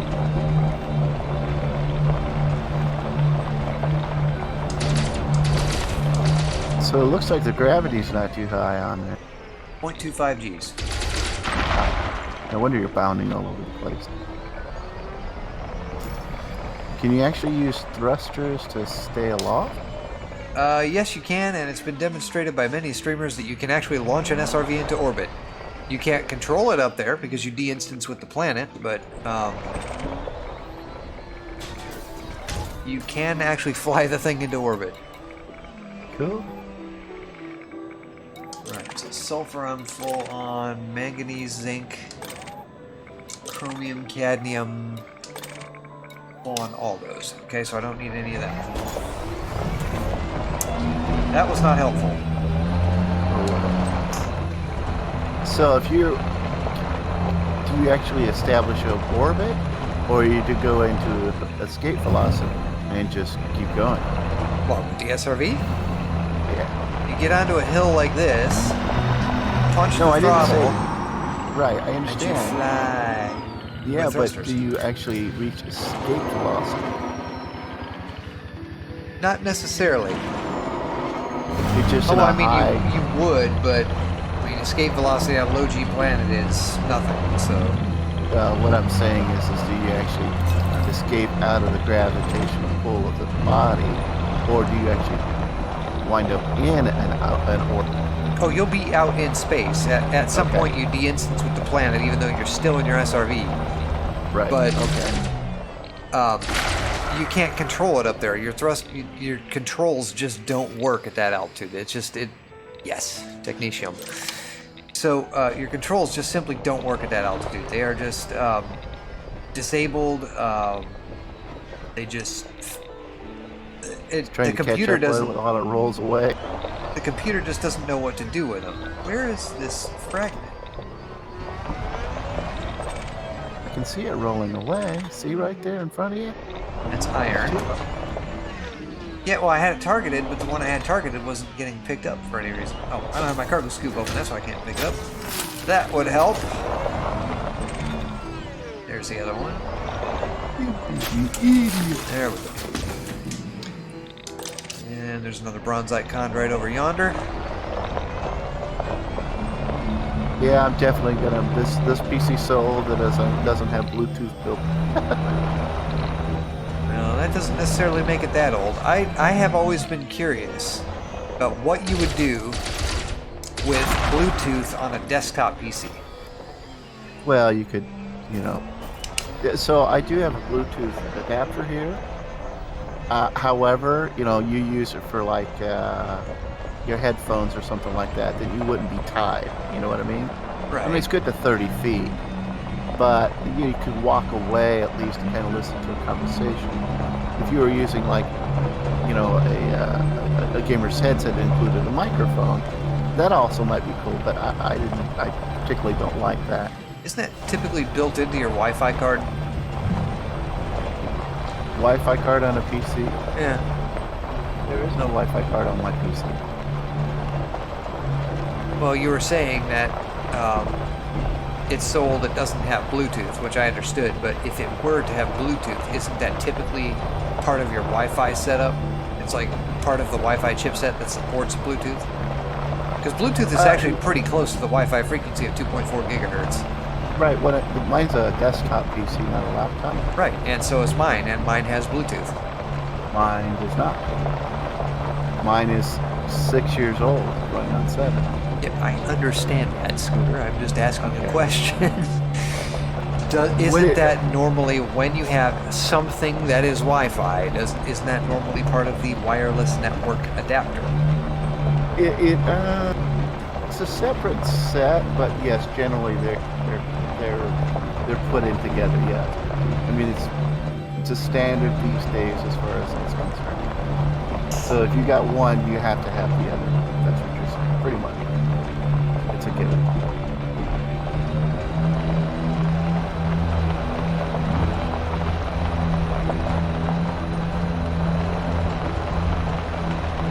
Well, I know you can cast with Bluetooth, although I've tried it and it doesn't really work that well for me. Got my mom a smart TV last year for Christmas and was able to partly to cast to it from my laptop to in the same room to cast to it. And picked it up right away. It just didn't do a very good job of playing video over Bluetooth. Right. Well, it's kind of funny because a lot of smart TVs these days, basically, if you have it connected to the internet, it will actually take over it. You know what I mean? Right. So it can't. And by the way, I do cast from my PC to my Chromecast,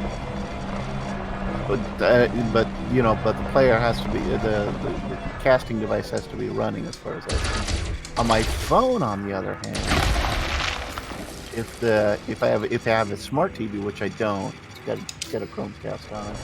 If you got a smart TV on there, it'll take that signal, and then if you're connected to the internet, it will just go ahead and play it.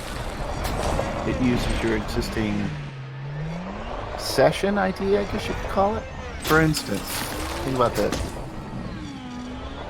On my Wi-Fi at work, okay, the phone, my phone has captured the Wi-Fi session, right? Right. Well, what happens is your watch, my iWatch, Apple Watch, it actually piggybacks off of that same signal using Wi-Fi.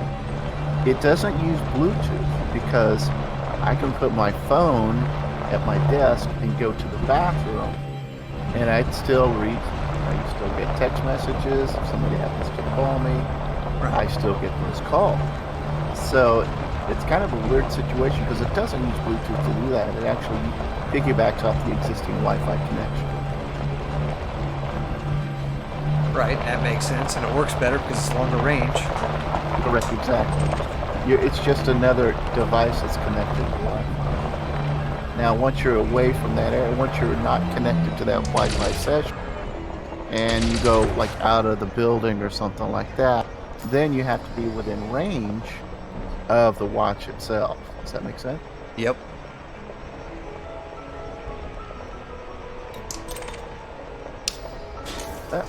My wife's doing the disco. Can you hear it?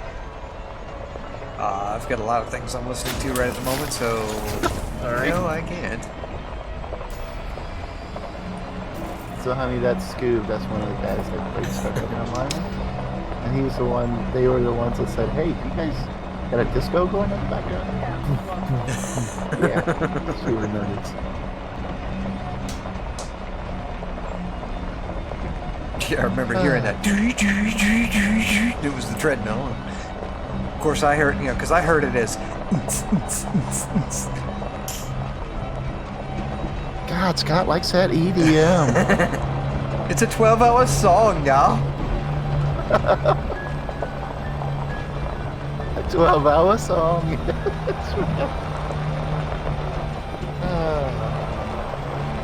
Yeah, the Germans like their EDM, that's for sure. Yeah.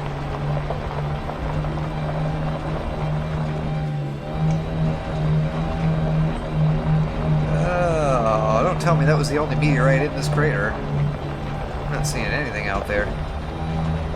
So how you look at the scan? Yeah, I'm just looking for waveforms on that wave scanner that's out there in front of the radar.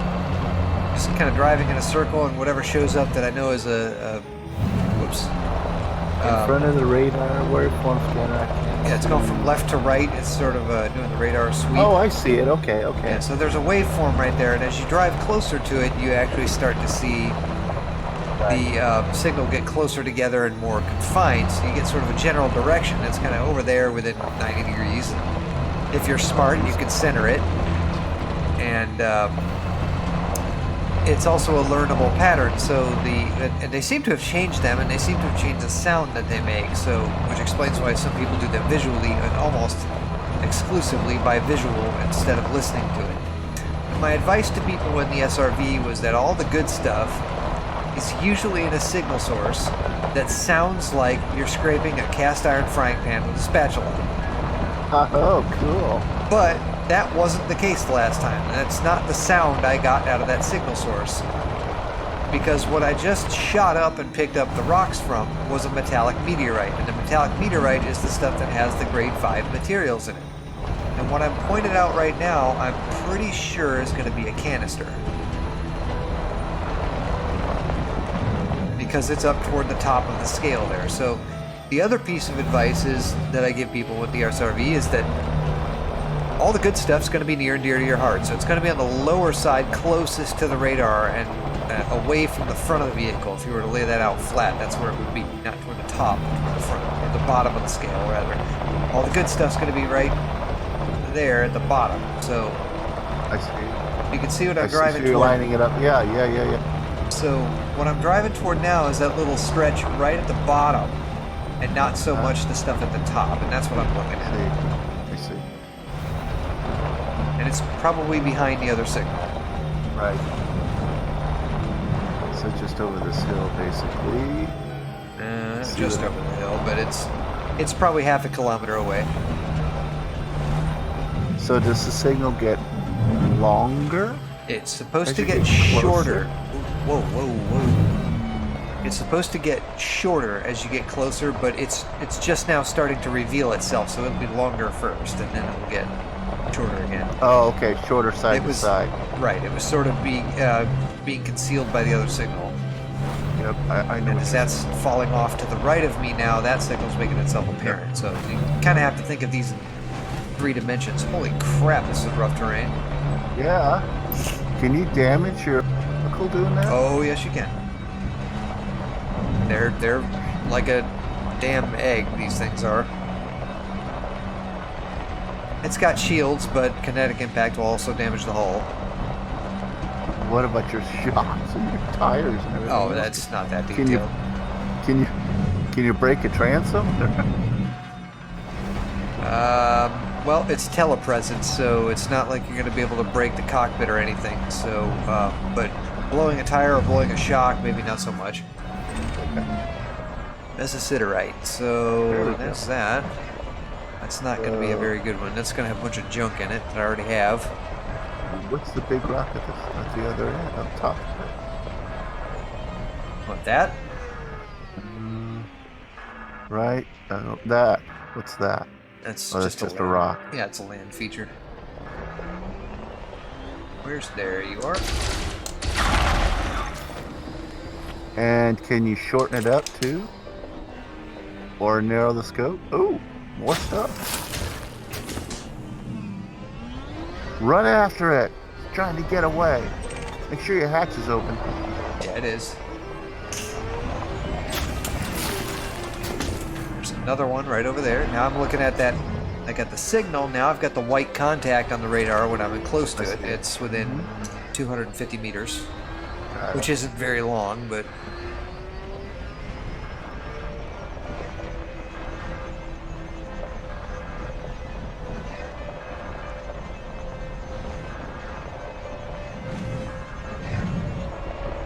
Looks like a pretty good sized rock. Oh my god, it's the whole hillside. now what I would have liked to find, and the planet was already scanned,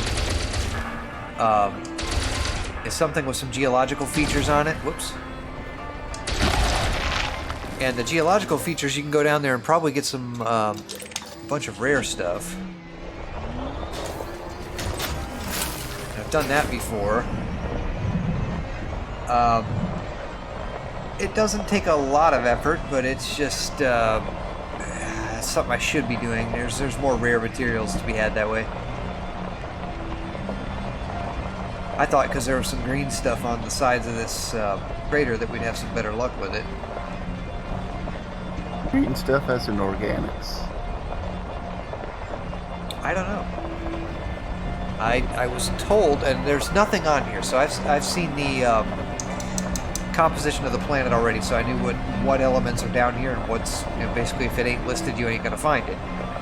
But I was told by somebody the other day that the element of choice when you see green in a crater, in a bunch of craters that are right next to each other, you have a very good chance of finding arsenic. And arsenic is a grade 5 material that's usually in around the, well, I don't know if it's grade 5, but it's grade 4 at least, but it's in around the 2.5% appearance rate. Oh. So not that much. And most of this stuff is 2.5%, but I mean, you get 20, 30, 40% in the sulfur and the phosphorus and all. The sulfur and phosphorus do the ammunition and the fuel for the SRV, so as long as you're scooping that up, you can stay down here indefinitely. So there's when you scoop it, Go ahead. when you scoop it up, you can actually immediately use it. Yeah, it goes into a stack of materials, kind of like the stuff you see in STO. You get material stacks. And Right. you can use a piece of that to synthesize fuel. You can use ammunition. You can do a basic, a standard, and a premium. And the standard and premium have an upgraded result from them. Right, I understand. So like when you do a premium fuel synthesis, your fuel lasts you 200% longer. Or your ammunition... Excuse me. Your ammunition does you like 30% more damage. So does that depend on your crafting level, kind of like EVE Online? no, if you have the materials, you have the recipe. Okay. There is no crafting level. If you have the stuff, you can make it. But therein lies the problem. You need to know what you're doing to go find the stuff. So in a sense, it depends on skill indirectly. Right. If you're watching a video of someone like myself doing this and you go, oh, hey, I can do that, and you get in the game and you just get it, then there's no skill required. You can take a Sidewinder and an SRV and go scoop up all these grade 5 materials and start crafting right away as soon as you have an engineer unlocked. So there's locks, but not so much a skill lock. What do we got there? What do you got targeted? That's Oh, more of the stuff. That's an outcrop.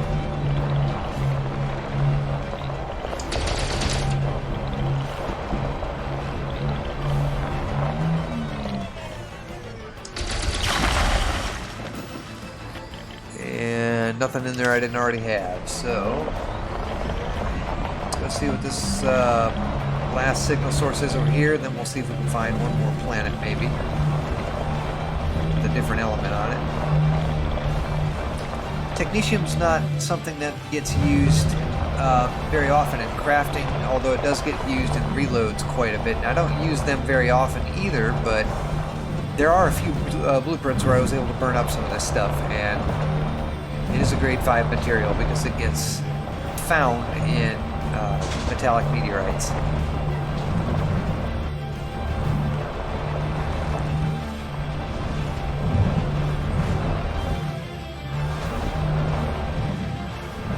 Which one's closer? That one right there, mesosiderite.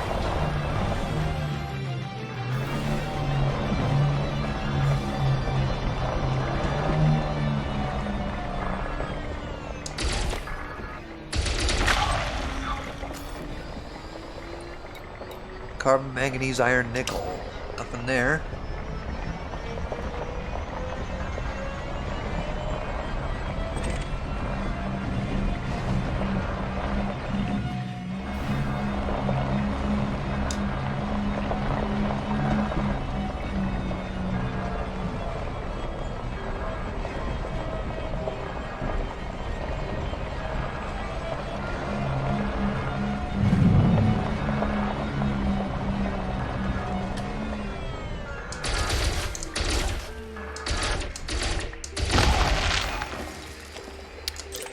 Tin is the only thing I don't have a whole boatload of. It's not really highly important, but still. Alright, I think that's enough of this crater. Let's get off this rock. Recall the ship.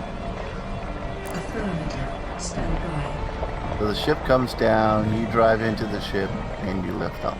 Essentially. On my way.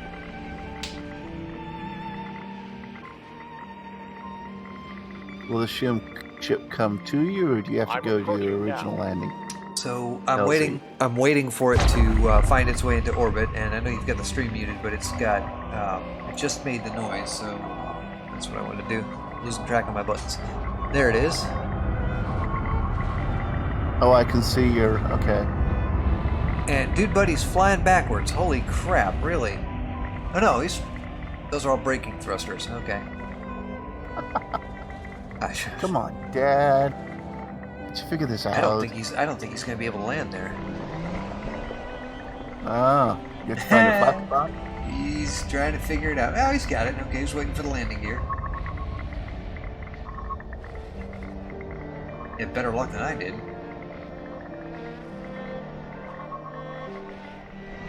Come on there, Wolf Wolf. Put it down. Alright.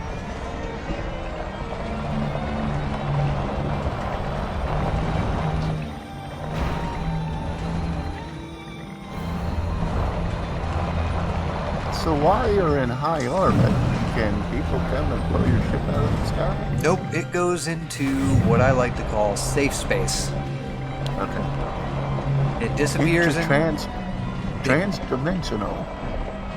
Pretty much, you de-instance with your ship. It sits there available for you, so you can come back, and it's just something that you can do as a safety precaution. Bring me aboard. Retracting rover. It's something you can do as a safety precaution to ensure that your ship doesn't get blown up by sending it away. Securing the ship.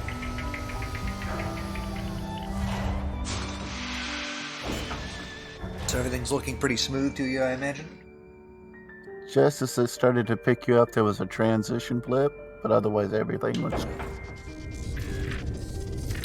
You know what I mean by transition blip? It's probably stuttering a little bit with that transition. No, basically, you're in one scene, you're on the and then it picks you up and it has to load another scene to be able to pick you up. Does that make sense? Then it's kind of like going into the hangar. There's a transition, what I call a transition blip, from the top of the hangar, and then it grabs you, and as you go down, that's a transition, because even though it might be procedurally generated, it's still a established procedure. Is it always going to look the same no matter what hangar you go into? As far as picking up the SRV, yeah, it's a pretty. The bay itself is a module, so it's a pretty standardized thing. If you go to like Osiris or whatever these other different orbital structures and dock, is the transition still the same? Does the docking bay always look the same from place to place? There are some differences in the docking bay. So you've got the different styles that the station is going to be built with. For example, when I started the stream, I started at a Davy dock, which was which is in this system, but it is an agricultural dock. So you go in there and it's all green, and it's greenhouse stuff. It's all plants. It's you see hydroponics. You see it's very industrial, but it's also agricultural. Okay. So that's what they do. It's like farmland. You're going to see fart clouds, gases, pesticides, things like that. It's going to look like it smells like a farm. Okay. So then, what I'm saying as far as a transition blip, I'm wondering if what you're seeing is actually a natural process. You're being picked up by your ship in your SRV. There's a procedure that happens. This is in the game. You go from the dock where you've landed. There's a procedure. Now, the look and feel might be a little bit different, but there's a transition between one procedure and another procedure. Does that make sense? I'm trying to figure out what you're getting at. What exactly are you seeing? Is it a problem, or is it all smooth? Or is it stuttering right there? No, it's just a bare blip, a bare stuff. Okay? And what I mean by that is it always seems to happen at a certain point when it's doing a transition from one scene to another scene. So you're saying as it's starting to call that information, it's starting to slow down? Is that what you're saying? It doesn't slow down. You just see a kind of stutter, about just a bare stutter. Maybe, to the human eye, it might be 5 frames or something like that. Okay, well that's kind of what I was getting at. Those are the stutters I'm trying to get rid of, and a 12-core processor should be able to handle it. But I have a feeling, since everything else has been upgraded, the video card I haven't touched yet. So it might be a rendering lag. And as a matter of fact, yes, if I pull this back, and I go over here to OBS, skipped 131 frames due to rendering lag, and skipped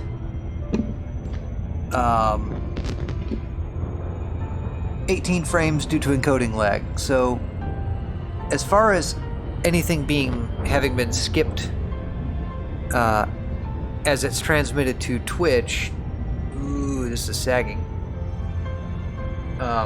Anything being transmitted to Twitch, it hasn't lost any frames that I haven't transmitted. So I don't think I'm putting through. I don't think I quite have the throughput out of my video card, and that's unfortunate. The only other thing I think I could try would be counterintuitive, and that would be to yank one of the video cards out and just run it off of a single card.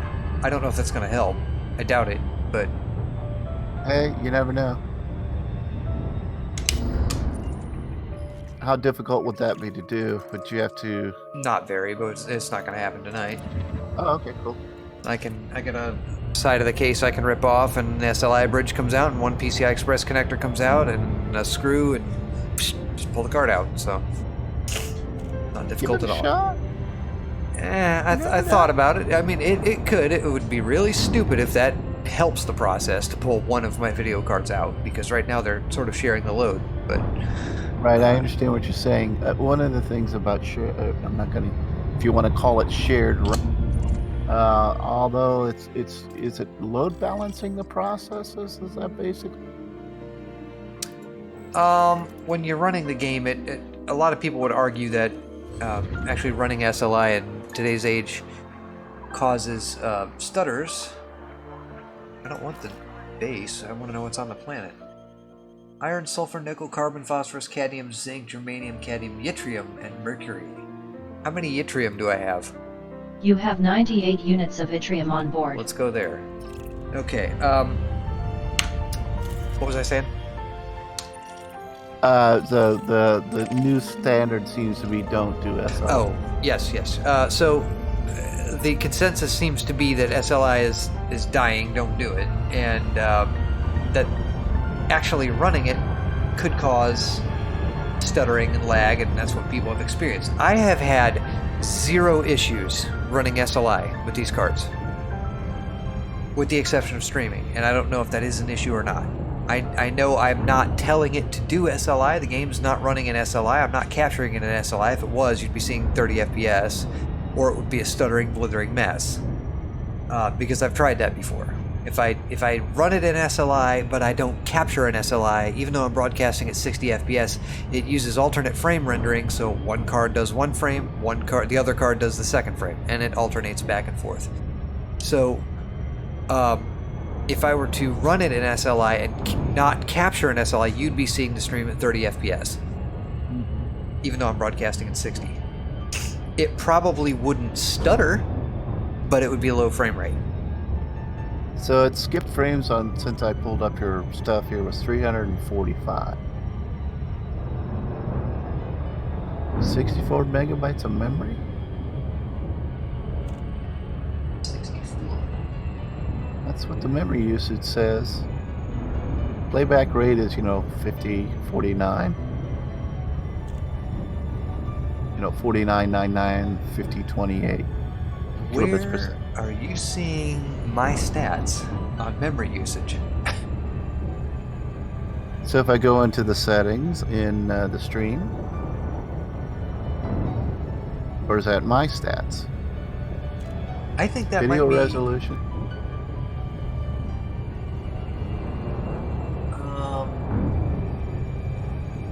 I go to advanced, I go to video stats. Are those my stats or your stats? Video stats. In this Twitch stream, down the lower right, left hand. I see it, and I'm looking at it, and I see Go to advanced. video resolution is 720. That's not what I'm broadcasting in, is it? Well, no, that was maybe what you're actually not broadcast. I mean, I see here your quality is 1080p source, 60. I think since I'm, well, I don't know. I've got a 1440p canvas, and I'm not even scaling it though. I've stretched it to be 1080, so maybe it's downscaling. Oh, it is 7. If I did auto, it's 760. 61 FPS, 127 skip frames, so that's obviously different than what you're seeing. So here we go. Playback rate 3100 kilobits. Yeah, I just did that. So I did What? auto. I did auto. Okay. What the crap is happening to my stream? Hold on just a second.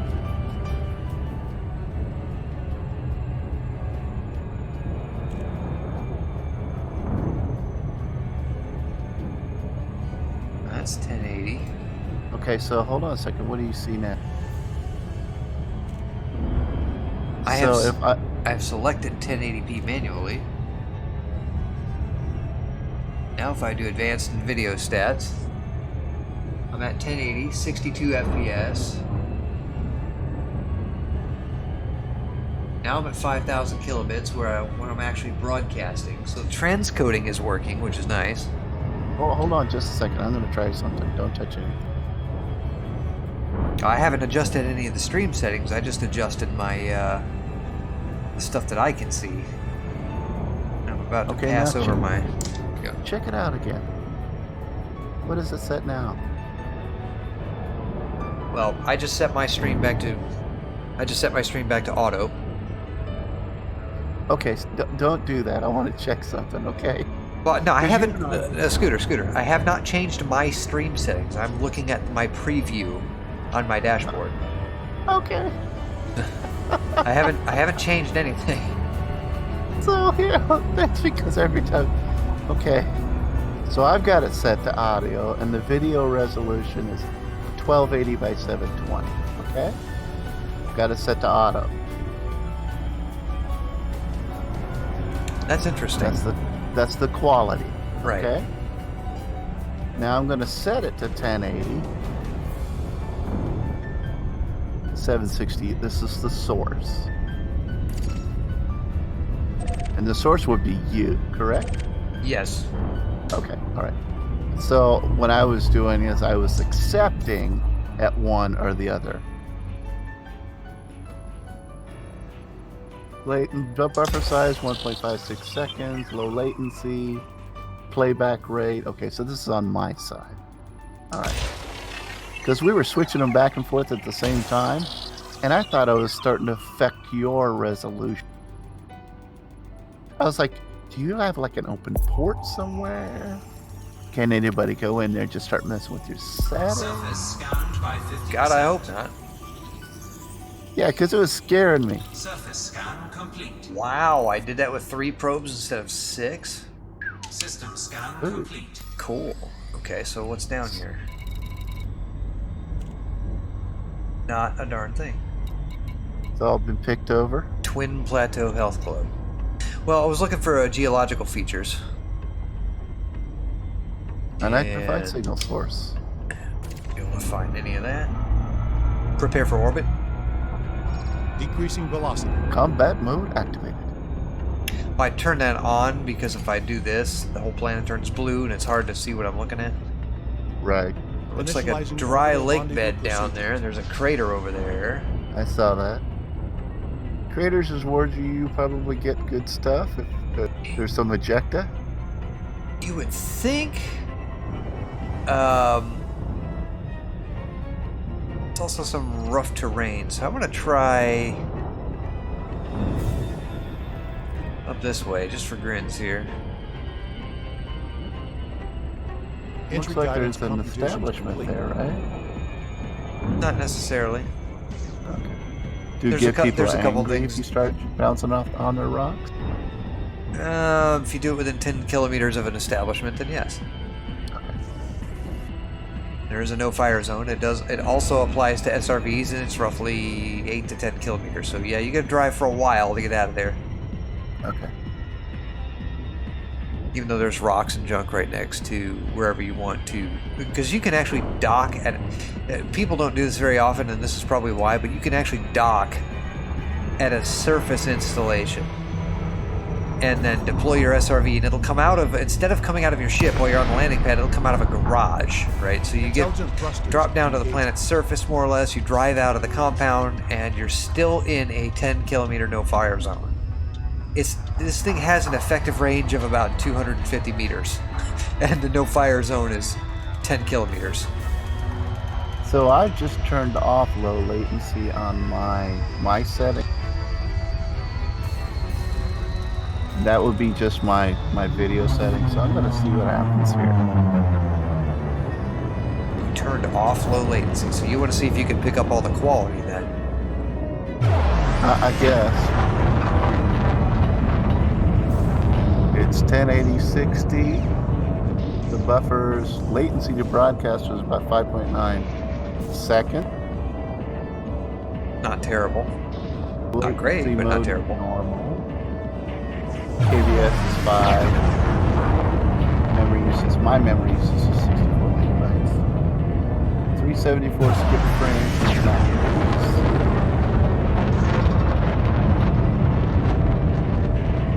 See, my thing is, though, I've got gigabit internet, so I shouldn't be skipping jack squat right now. Playback rate 51. Lower the landing gear. Landing gear deployed. Alright, let's see if I can plop down right on the rim of this toilet bowl here.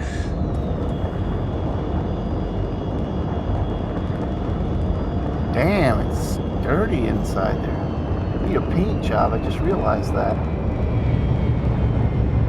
This is your console I'm looking at. With the low latency turned off, I can see a lot more detail there.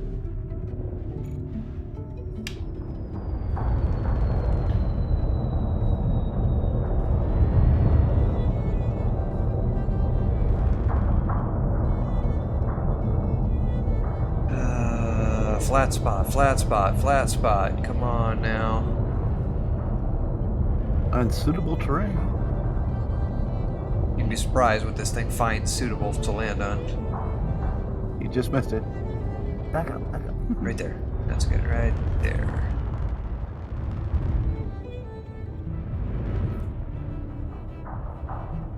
Come There you on. go. That's what I want, right there. Deploy the SRV when we land. Okay.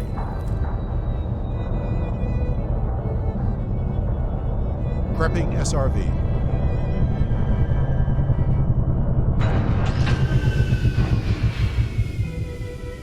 Deploying. Kinda dusty. Just a little bit.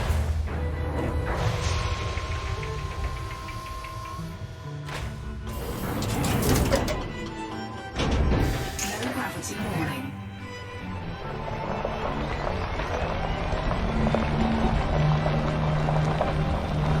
Didn't see a single stutter. Take the ship into orbit. As you wish.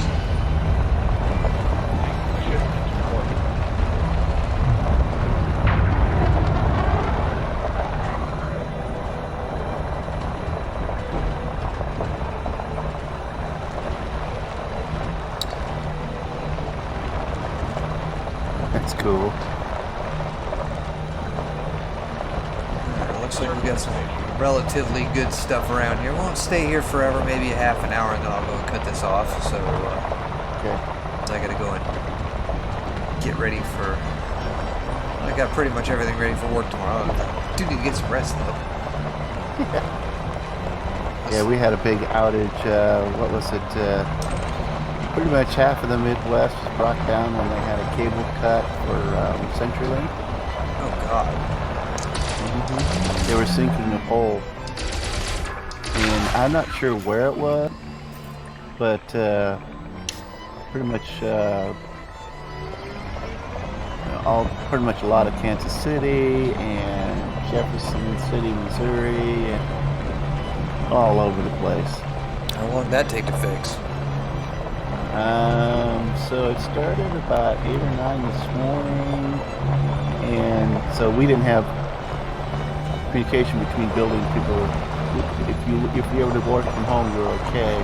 But there was probably about an hour or two where we had to bounce a few systems, not just servers. And then CenturyLink put in a temporary patch and rerouted some stuff, and we did our final validation. Good to go at 7:35 p.m. tonight. Holy crap! So it's down for almost 12 hours. No internet for that amount of time? Come on now. All because somebody struck a cable. Well, it's kind of funny because I thought we were going to have at least one, maybe two other backhauls, because they've done this before. Same thing happened in April. Same type of situation. Or at least that's what they're blaming. Oh yeah, construction. Well, we also said, look, Don't That dig wasn't enough there. time. Well, the thing was, is you had remedial backhauls.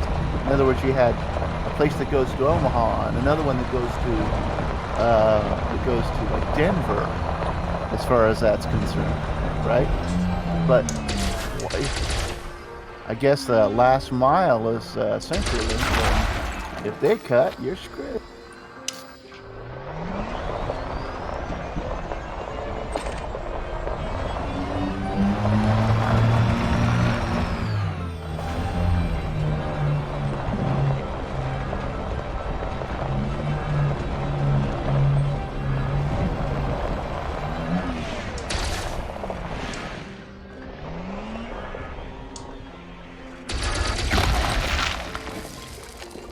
Mercury! Yay! Luckily I have a whole bunch of that. That's good. I haven't been using it very much, thankfully, but God, I hope it doesn't come up in reloads. It's one of the hardest things to find is mercury. So I've got a question for you. Dude, Do these mineral deposits respawn? do they respawn? Yeah, after a couple of days they show up again. It's the rocks that you're finding are just appearing in front of you with a random number generator, pretty much. So you have like such an and such a Ebon percentage of finding this element on this planet. So of every 100 rocks you shoot, 1% of them are going to be what you're looking for. And then there's factors that play into it, like instancing, re-instancing. Wow. Okay, that'll work. So you might get lucky at the beginning of an instance, but you might not see anything else for an hour. So just stuff like that. It's mostly random number generator with a little luck built in. They refer to it in this community as RNGesus. RNG, or random number generator, so they just call it RNGesus. Pray to RNGesus that your engineering roles are going to be well suited. Mercury storage is great. So an Ebon line, basically, you can actually mine out an asteroid belt, and it'll pop again and start growing over a period of time. So you mine out an asteroid belt and take all the good stuff and things to that effect, and you clear it out. Well, the next time that they do their shard maintenance, it's just like every day at what they call it's 11 p.m. or 11:30 p.m. Zulu, and it only lasts for like 15 minutes. So at that time they do resets and stuff like that, and one of them is respawning asteroid belts. Well, they respawn pretty small rocks, but over a period of time, if nobody mines them out, they grow larger and larger and larger. They do that here too, kind of. You can mine in an asteroid belt, not just what I'm doing here. Right. There were some earlier streams I've done that had mining involved in it, and that's how I cleared 1 billion credits, was mining void opals, which are found in icy rings. There's a couple of places that they seem to rotate the demand around, but they sell for 1.6 million per ton, and when you bring in 53 tons, that's worth something. So, and it's fun to mine it too because it's core mining, so you blow up the asteroid. So, do they come back yet? There's word that they are depleted and that they do respawn over time. As to what the rate is, I couldn't tell you. I don't know if it's like a complete respawn at every tick or what, but the hotspots and the stations that sell them they do move around, and they do change periodically. Not often, but they do change periodically economically as far as what you are able to mine and what you're able to sell it for. I get it. Yeah, you can't, you could corner the market, or you couldn't corner the market.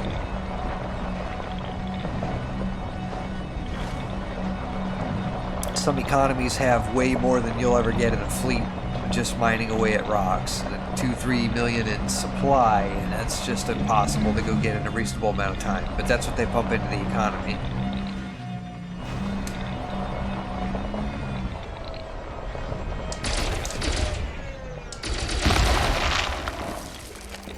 So I guess the low latency means you're dumbing down and skipping frame for less buffering, but you're trading off quality. That's on the receiving end. I have max quality set right now at 1080p, and I'm playing the game in 1080p. Not Right, 19, you are, not, but not 1440p. Right, when I'm actually receiving, I can set my resolution to low latency or high or regular latency, same thing. So when I set it to low latency, I noticed that it's and by the way, I haven't had any stuttering, any buffering or anything like that, if you want to call it buffering.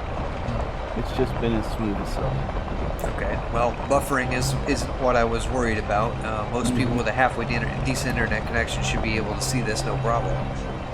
So not so much buffering as just these little micro stutters that I've been seeing, like when we would transition through the dock. Correct. And put the ship away. That's the kind of slowdowns and micro stuttering. And granted, that the game has always done that to me anyway, right there. Not so much, but it seems to be amplified by the fact that I'm streaming it. I could understand that. So what do you have the video card to get? 1080 on? Two 1070s. Two 1070s. I wish I had a 1080 Ti. One out. Just see what happens. I can understand what's going on now. You're using the same box or screen that you're actually playing the game, so. Well, I'm actually using the second GPU to do rendering and the first one to play the game with. So that means you're shipping it off. And Mercury, you're getting real lucky on Mercury today. Oh, and it's full. Yeah, but you're full. I told you. Mercury. Oh, you did say that. Mercury wasn't necessarily the, what's the other element? Yttrium? Yeah. That was what I was looking for, and I haven't seen that yet either.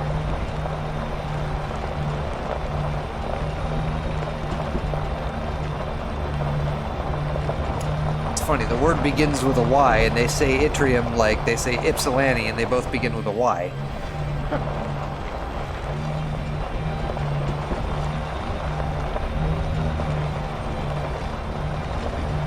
Can you actually map this instead of going around in circles? Well, that's what the probes are for.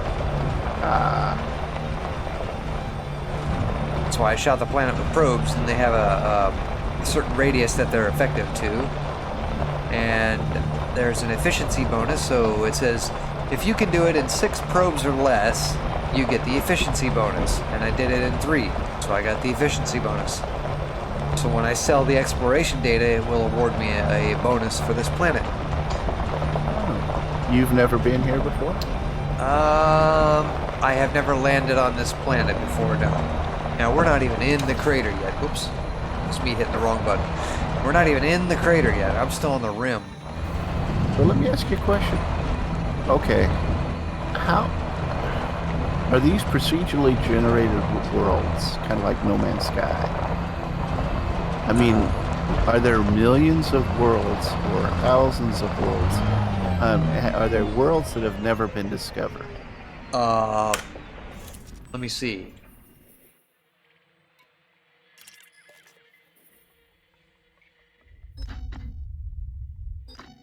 Yes. All of these stars that have an eyebrow, and I know I'm on a delay, but all of these stars that have an eyebrow over them right now, and I'm zooming in, all of those points of light, you can go to any of them. Any of them. And It'll take you 1,000 years to get there. It'll take you probably a million years to chart the whole galaxy in this game, assuming we still have computers in it. But every one of these that has an eyebrow over it, I can point to it and go to that system and explore. Let me ask you a question. Are there is there like an online database of these systems and stuff like that that people actually update? Yes. Does the game do that? Okay. The game doesn't keep. Well, it keeps its own database because it's got to know. To answer your question, they are procedurally generated. So the stuff that hasn't been explored yet is the stuff that hasn't been explored yet hasn't been configured yet. So when you go to a system, the what is it called? The engine, Stellar Forge, sort of assesses the likelihood of what could be in that system based on classification of stars and what else is around them, and it uses sort of astronomical data in the most basic sense to try and predict what a system might look like. And there's some stuff that's already pre-configured. Obviously, they've done the Sol system, so you've got all the planets where they should be in their proper orbits, configured the way they're supposed to be, so it behaves like the solar system. And all of the known stellar phenomena are in there, and it uses those values to help generate the rest of the galaxy. So when you go to a system that hasn't been explored yet, it's procedurally generated. It generates the main sequence star, it generates the rest of the system, the planets, the moons, and all that, whatever might be there, and based on astronomical data. And you go there, once you go there and discover it and sell the exploration data, that system is permanently configured just like that. It cannot be randomly procedurally generated anymore. It is locked in for what it is. So now is that it becomes then a known value, and then you can run other utilities in the background. Like I'm running one called EDMC, Elite Dangerous Market Connector, and what that does is it transmits all of that data to the different databases. So if I go to a market, it takes my market data and dumps it, so the database, the EDDB can pick it up, which is another database, a third-party site, so I can search the system or market or whatever. It sends data to EDSM, which is the star map, which gives location coordinates and composition of the system, to answer your question. And this is available to every other person that plays the game?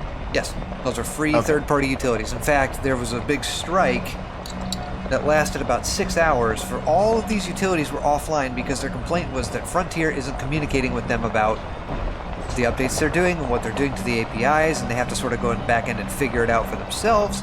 And if Frontier would just communicate this, those third-party utilities could prepare for the patch and minimize downtime, and that whole thing lasted about 6 or 8 hours, and then they were back up. They got their data, they negotiated it, Frontier said, okay, we'll talk to you guys.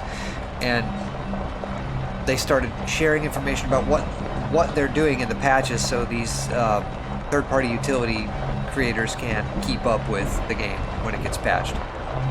Sounds cool. Alright, that's cool. So basically, I get it.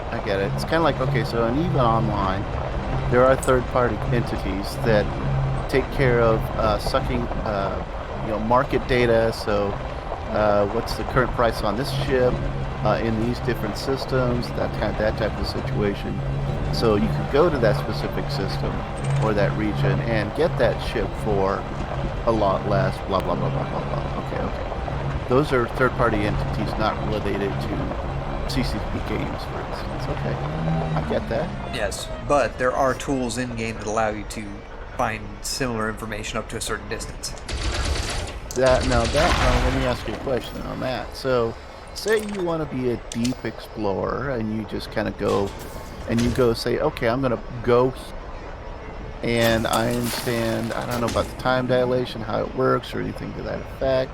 However, are there any other aliens out there that are procedurally generated?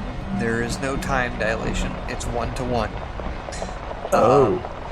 So if you are 25,000 light years and your maximum jump range is 35 light years, you're going to be jumping for the better part of 2 weeks to get somewhere. Not two. It's going to take so many hours, so many jumps per hour, and so many light years per hour, and all that. But casual player doing about 3,000 light years an evening is going to take about 2 weeks to get somewhere. Okay. So there is a point of interest, a POI, if you will, that is on the extreme north end of the galaxy that they call Beagle Point, and it is 65,000 light years. Extreme northern end of the galaxy. So it's out there, and people go there all the time. Yeah, it's just because. Yeah. There are people that have been out in the black for a year. This is what they do. They enjoy playing that game, and when they come back, they're rich.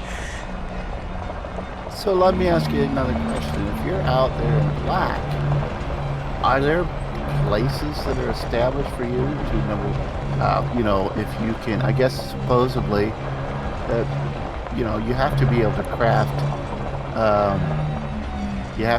craft, resources to fuel your ship, to repair your ship, or all that kind of good stuff. If you're out in the middle of freaking no space where, other than crafting those elements and things to keep going, is there a place to dock or anything like that, or you just drift? There are some places, they're very sporadic, but there are some places out in the middle of nowhere. For example, Sagittarius A, center of the galaxy. It's a black hole. It's a supermassive black hole. Right. Well, it's what holds us all together, but what we have is... It's like restaurant at the end of the universe type of thing? Yes, they put a space station out there. There never used to be anything but a visitor beacon out there that tells you, yep, you've reached the center. Congratulations, you spent 2 weeks of your time that you'll never get back. And it's beautiful, but you go out there because there's like a white dwarf star there also. There's a secondary star in that system. But you go up to the black hole and it's like you're at the center of the galaxy. Everything around you is brighter. You don't know what direction you're pointed. And you roll up to this thing and you're like, yeah, I made it. And they put a station out there now. It's called Explorer's Anchorage. If you go to Colonia, Colonia is 25,000 light years away. It's another piece of human-occupied space that is not part of where we're at right now. There's a bunch of nothingness in between. They're starting to put stuff out in the Witch Head Nebula. I heard of another streamer finding human-occupied space and stations near the Seagull Nebula. So they're putting stuff out in the middle of nowhere, and so there are places to go, but they're very sporadic. You kind of have to know where they are. You have to look them up and sort of make your way over that direction, but they're less far from you than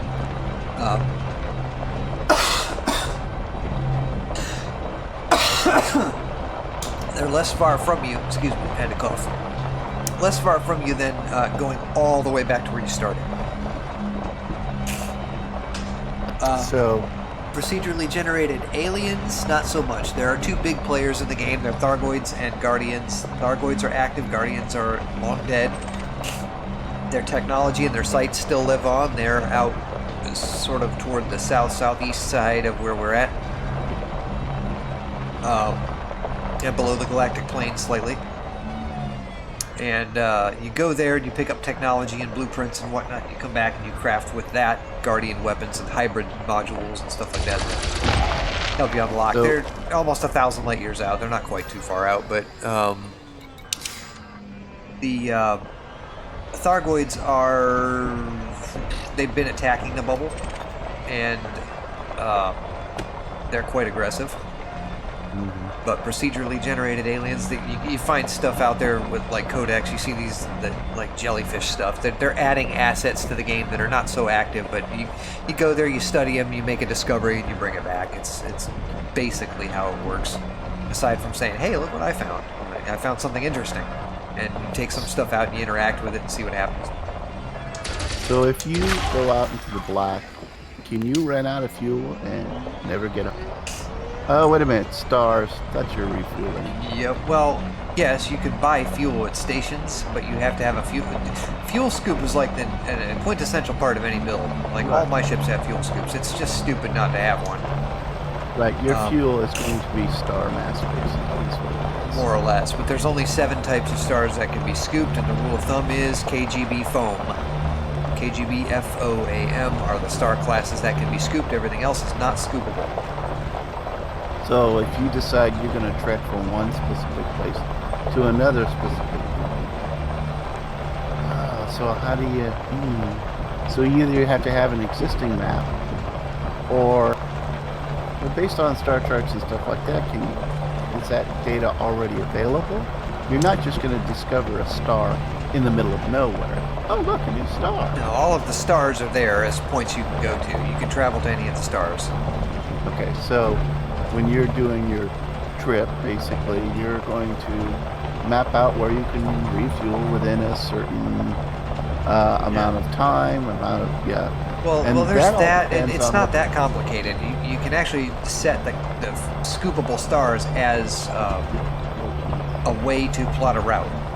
but you may Wait, not wait. be able to go so deep because you may run into a region of stars that are not scoopable. You may have a bunch of brown dwarf stars you can't get anything off of. And getting around that might prove difficult for the plotter to actually plot the course. So you may need to think about, do I need to go around? Because it's going to plot a straight line, a shortest distance. Or, you know, is it this section over here I need to go around? How can it, and you might need to bookmark and divert and do your own thing, but it's not that difficult to do that. And then there's other resources like EDSM that I mentioned earlier, the third-party utility, that if you go from A to B, it will plot you a course, and it will probably plot you a course around scoopable stars so you don't run out of fuel. And it will also tell you some resources about people who have made some expeditions about things like a neutron superhighway. So neutron stars you can get a boost off of, so you can jump a couple hundred light years in a single jump. And then some of your materials you can also craft an FSD boost so you can get an even longer jump range. So you've got those three things at your disposal to make long jumps around things that you couldn't ordinarily plot with. So basically, okay. Interesting. There is a way to get to Colonia in like 2 hours if you take neutron stars, but you're going to have to repair damage when you get there. The trade-off for the boost is that it damages your ship to use it. Okay. And after a while, you might hit the go button and be like, and nothing happens. Yeah. Okay, well listen, it's 10:04 p.m. my time. So I'm going to go ahead and let you go, but it's great talking to you again. You know, I get your notifications every time you're on, so if Right I'm the on. one and only visitor at this point, I guess that's better than no conversation at all. Yeah, absolutely. It makes the stream more interesting, and it makes the VOD more interesting. So thanks for stopping by, man. Appreciate you. All right, we'll talk to you later, Scoop. You as well. Have a good night.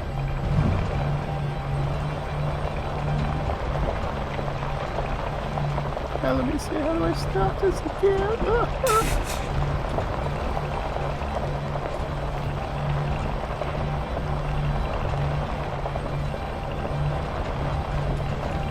Recall the ship. Ship recalled.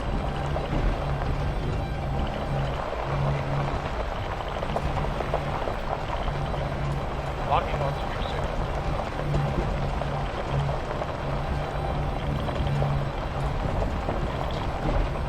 I will approach it now.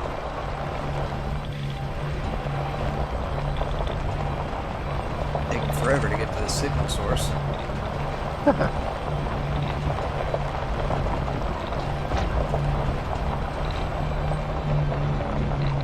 Trying to figure out how to just get out of here without closing that. There's a telephone receiver down there. You can do like a hang up.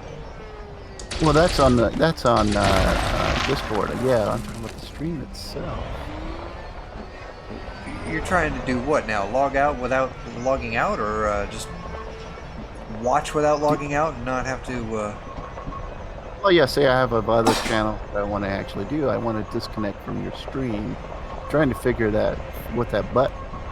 It's within the Twitch app itself. Ah, Make your way back.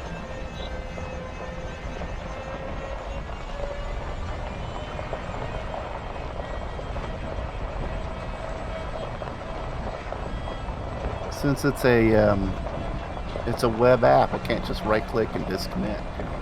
I don't think you need So to I'm do sure- anything except sign out. I mean, if you're on the channel, you're on the channel, so you're gonna watch anonymously if you log out. I mean, the big red X at the top would be what I would do. Well, There is no big red X. there's your web browser. Well, that's not what I wanted to do, though. I wanted to get out of your stream so I could possibly get into another stream. Oh, click the Twitch button at home, and you can search from there. I don't know if there's a way to directly exit the stream and go anyplace else other than just go to the Twitch homepage. You just double-click on it. Yeah, I'm back in again. I guess you just... But I just want to be able to disconnect from that stream. It's like there's got to be an easier way. Hamburger menu? Yeah, I would say if you're not on the page, you won't be in the stream. So if you're logged in, just click on the Twitch icon and go home, and go to the home page, and you should be out of it at that point. I would imagine. No, but this is a desktop application. Oh, the app. Oh, okay. Yes. Like you said, it was a web app. Well, it's not using a browser. Ah. It's using the actual Twitch stream app. So, for instance, I'm a Twitch subscriber type of situation. So it just sits there in the corner as an application, right? It's in your task manager. Well, I don't have an answer for you for that one, but I tell you what, I wouldn't mind looking into it and finding an answer just in case. Just in case the question comes up again.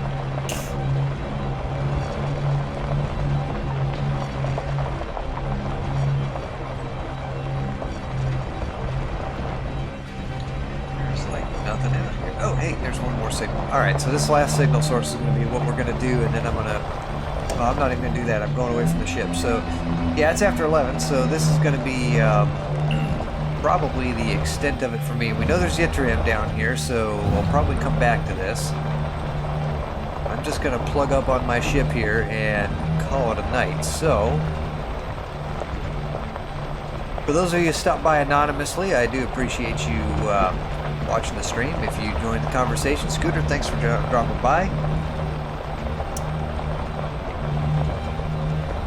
And let's see, I'm going to get some Pandora going here so I have a transition. I seem to have lost my music.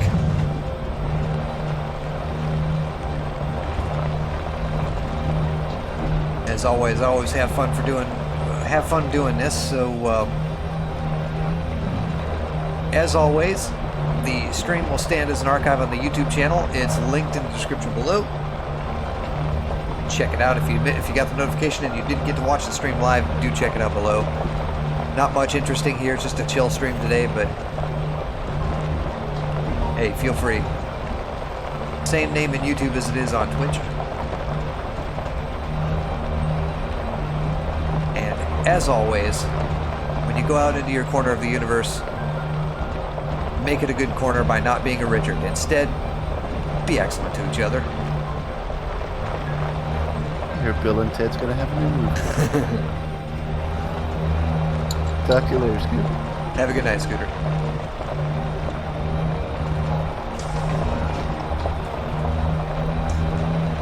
And there she is, stand and deliver. Alright, so hopefully I can get Jim in here with us at some point, and we'll be able to have a little more fun. I've been mentoring him a little bit, so it might not be the most interesting thing, but nonetheless, it's still something to do. Bring me aboard. Okay, executing now. That's not gonna work. Stand by. That's not gonna work. Right. Let's try that again, shall we? That's my leftmost panel. That's my leftmost panel. Reset panels. Running integrity checks. Bring me aboard. Transitioning to the vessel. Now. Right, that's better. Okay. Stand by. Alright, so back in the ship, and this is where we will stay for the evening. Thank you all so much for watching. Do appreciate you stopping by. Hope to see you again. If you didn't get that notification, click on that follow button. Get notified.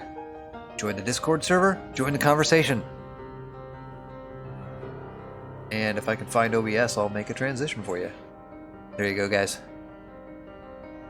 Little music for the outro. I hope you all have a wonderful evening.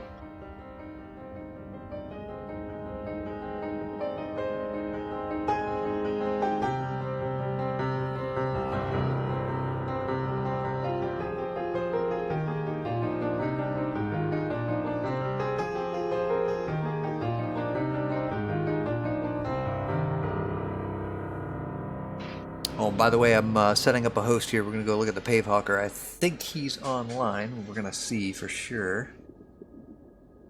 And we'll double check.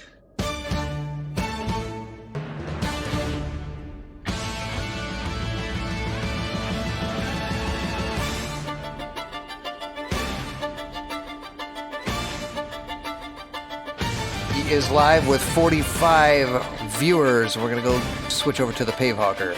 Stay tuned. You're going to be warping in. Charge your frame shift drives and get ready to view it.